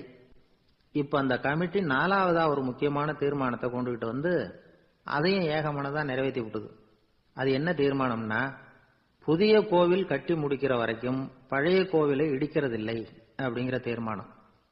எப்படி இருக்குது பாருங்க இது. பழசை இடிக்காத வரையில அதே இடத்துல புதுசா எப்படி கட்ட முடியும்? பல விஷயங்கள்ல நாம நடந்துகிற முறையும் இப்படிதான் இருக்குதான். வாழ்க்கையில முன்னேறணும்னு ஆசைப்படுவோம், அதே நேரத்துல அந்த முன்னேற்றத்துக்கு எது தடையா இருக்கோ அதை விட்டு விடுறதுக்கும் மனசு வராது. வெளிநாட்டில் ஒரு பெரிய விருந்து நடந்துகிட்டு இருந்துதான். எல்லாரும் மது கோப்பையும் கையுமா அலைஞ்சுக்கிட்டு இருக்கிறாங்க. ஒருத்தர் மட்டும் கையில எதுவும் இல்லாம ரொம்ப நல்ல பிள்ளையா சாதுவா ஒரு ஓரமா தனியா உட்கார்ந்துருக்கிறார். அவர்கிட்ட நெருங்கி வாங்க மது சாப்பிடலாம் அப்படின்னு கூப்பிட்டாங்களாம். என்ன வற்புறுத்தாதீங்க, நான் என் மனசுக்குள்ள உறுதியா தீர்மானம் பண்ணிவிட்டேன் அப்படின்னாராம். என்ன தீர்மானம் பண்ணிருக்கீங்க அப்படின்னு கேட்டிருக்காங்க. ஏற்கனவே முழு போதையில் இருக்கும் பொழுது மறுபடியும் மது கோப்பையை தொடறதில்லை அப்படின்னு தீர்மானம் பண்ணிருக்கேன் அப்படின்னாராம். ஒரு ஊர்ல ஒரு பெரியவர் இருந்தார். ஒரு நாள் அவரை தேடி ஒருத்தர் வந்தார். ஐயா, நான் கடவுளை பரிபூர்ணமா நம்புறேன் அப்படின்னார். சரி, அந்த நம்பிக்கை உனக்கு எப்படி வந்ததுன்னு கேட்டார் இவர். அவர் சொல்ல ஆரம்பிச்சார். ஐயா, எனக்கு கல்யாணம் ஆகி 10 வருஷம் ஆச்சு, ஆனாலும் குழந்தை பாக்கியம் இல்லை. அதுக்கு என்ன காரணமா இருக்கும்னு நான் யோசனை பண்ணிட்டு இருந்தப்போ நண்பர் ஒருத்தர் ஒரு ஆலோசனை சொன்னார். உனக்கு மதப்பற்று இல்லை, எந்த கடவுளையுமே நம்ப மாட்டேங்கிற, அதுதான் காரணம். கடவுளை நம்பு, உனக்கு குழந்தை பாக்கியம் கிடைக்கும் அப்படின்னார். அவர் அப்படி சொன்னாரே தவிர எனக்கு சந்தேகம்தான். இருந்தாலும் அவர் சொன்னபடியும் நடந்துதான் பார்ப்போமே அப்படின்னு முடிவு பண்ணேன். கடவுளை நம்ப ஆரம்பிச்சேன். அந்த வருஷமே அழகான ஆண் குழந்தை பிறந்தது. எல்லாம் இறைவன் அருள் அப்படின்னார். இவர் இப்படி சொன்னதை கேட்டதும் அந்த பெரியவர் சொன்னார், நீ சொல்றதெல்லாம் சரிதான், இருந்தாலும் இந்த காலத்துல எந்த ஒரு காரியமா இருந்தாலும் அதை சோதனை செஞ்சு பார்த்துட்டு தான் ஒரு முடிவுக்கு வந்து சேர முடியும். அறிவுபூர்வமான முடிவு அதுவாக தான் இருக்கும். அறிவியல் சோதனைகள் அப்படித்தான். ஒரு குறிப்பிட்ட விஷயத்தை பத்தி எத்தனை தடவை சோதனை பண்ணாலும் ஒரே முடிவு தான் கிடைக்கணும். அதுதான் சரியா இருக்கும். அதனால இப்ப மறுபடியும் ஒரு சோதனைன்னார். என்ன செய்யணும் அப்படின்னு கேட்டார் இவர். கடவுள்கிட்ட ஒரு பெண் குழந்தை வேணும்னு கேளு. முதல்ல ஆண் குழந்தையை கொடுத்தது மாதிரியே இப்போ ஒரு பெண் குழந்தையையும் கொடுக்கறாரா பார்க்கலாம் அப்படின்னார். சரின்னு சொல்லி இவர் அதே மாதிரி முயற்சி பண்ணினார். அதுக்கப்புறம் அவர் இந்த பெரியவர்கிட்ட வரவே இல்லை. கொஞ்ச காலம் கழிச்சு இவரே அவரை தேடிட்டு போய் கதவை தட்டினார். அவர் கதவை திறந்தார். என்ன ஆச்சு, கடவுள் கண் திறந்தாரா அப்படின்னு கேட்டார். அவரு, அந்த சமாச்சாரம்லாம் நமக்கு வேணாம் சார், முதல் தடவை அது ஏதோ தற்செயலா ஏற்பட்ட ஒரு சாதகம். இப்ப நீங்க 2வது தடவை சொன்ன பிறகு தினமும் கடவுளை வேண்டிக்கிட்டு தான் இருக்கிறேன், ஒன்றும் நடக்கல அப்படின்னார் ரொம்ப விரக்தியா. ஒரே ஒரு தோல்வியில உங்க நம்பிக்கையெல்லாம் பறந்து போயிடுது பாத்தீங்களா அப்படின்னார் அந்த பெரியவர். எல்லாம் நல்ல விதமா நடக்கிற வரைக்கும் நம்பிக்கை, எதிர்பார்த்தது தோல்வியில முடிஞ்சுட்டுதுன்னா அவநம்பிக்கை. மற்றவர்கள் பேர்ல வைக்கிற நம்பிக்கை எந்த நேரத்திலையும் விவகாரமாகி விடக்கூடிய சாத்தியம் உண்டு. நாம நம்பிக்கை வைக்க வேண்டியது நம்ம கிட்ட தான், நமக்குள்ள இருக்கிறார் கடவுள்.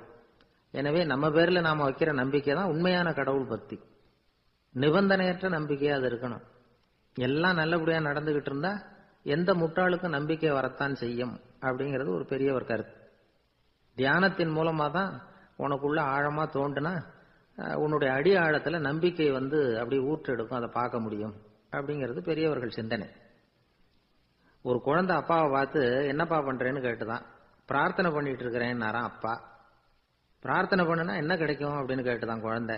எல்லாம் கிடைக்கும் அப்படின்னாராம் அப்பா. நீ வச்சிருக்கிறிய பேனா அது கூட கிடைக்குமான்னு கேட்டுதான் குழந்தை. ஓ, கிடைக்குமேன்னு இருக்கார். அப்படின்னா அந்த பேனாவை என்கிட்ட கொடுத்துரு, நீ பிரார்த்தனை பண்ணி வேற பேனா வாங்கிக்கோ அப்படின்னு தான் அந்த குழந்தை.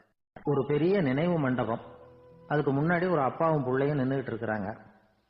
அந்த வழியா போறவங்க வர்றவங்க எல்லாம் அந்த இடத்துல நின்று அது என்ன மண்டபம் அப்படின்னு விசாரிக்க ஆரம்பிச்சாங்க. அந்த அப்பாவும் பிள்ளையும் தான் வர்றவங்களுக்கெல்லாம் விவரம் சொல்லிட்டு இருக்கிறாங்க. அதாவது இந்த இடத்துல ஒரு பெரிய மகான் சமாதி ஆயிருக்கார், அவர் சமாதியான இடத்துல இந்த நினைவு மண்டபத்தை கட்டியிருக்கிறோம் அப்படின்னாங்க. ஊரு பூரா இந்த செய்தி பரவிச்சு. நிறைய பேர் அந்த இடத்தை தேடி வர ஆரம்பிச்சாங்க. இங்க வந்து கொஞ்ச நேரம் உட்காந்துட்டு போனா மனசுக்கு ஒரு நிம்மதி கிடைக்குது அப்படின்னாங்க. அங்க இருந்த உண்டியல்ல நிறைய காசு போட்டுட்டு போறாங்க. பணம் கிடுகிடுன்னு நிறைய சேர ஆரம்பிச்சுட்டுது. பணம் நிறைய சேர்ந்த உடனே அந்த அப்பாவுக்கும் பிள்ளைக்கும் தகராறு வந்துட்டுது. பணம் சேர்ந்தாலே சொத்து தகராறு வரத்தானே செய்யும், அது மாதிரி வந்துட்டுது. பையன் அடிக்கடி நிறைய பணம் கேட்க ஆரம்பிச்சான். அப்பா பார்த்தார், யோசனை பண்ணார், ஒரு முடிவுக்கு வந்தார்.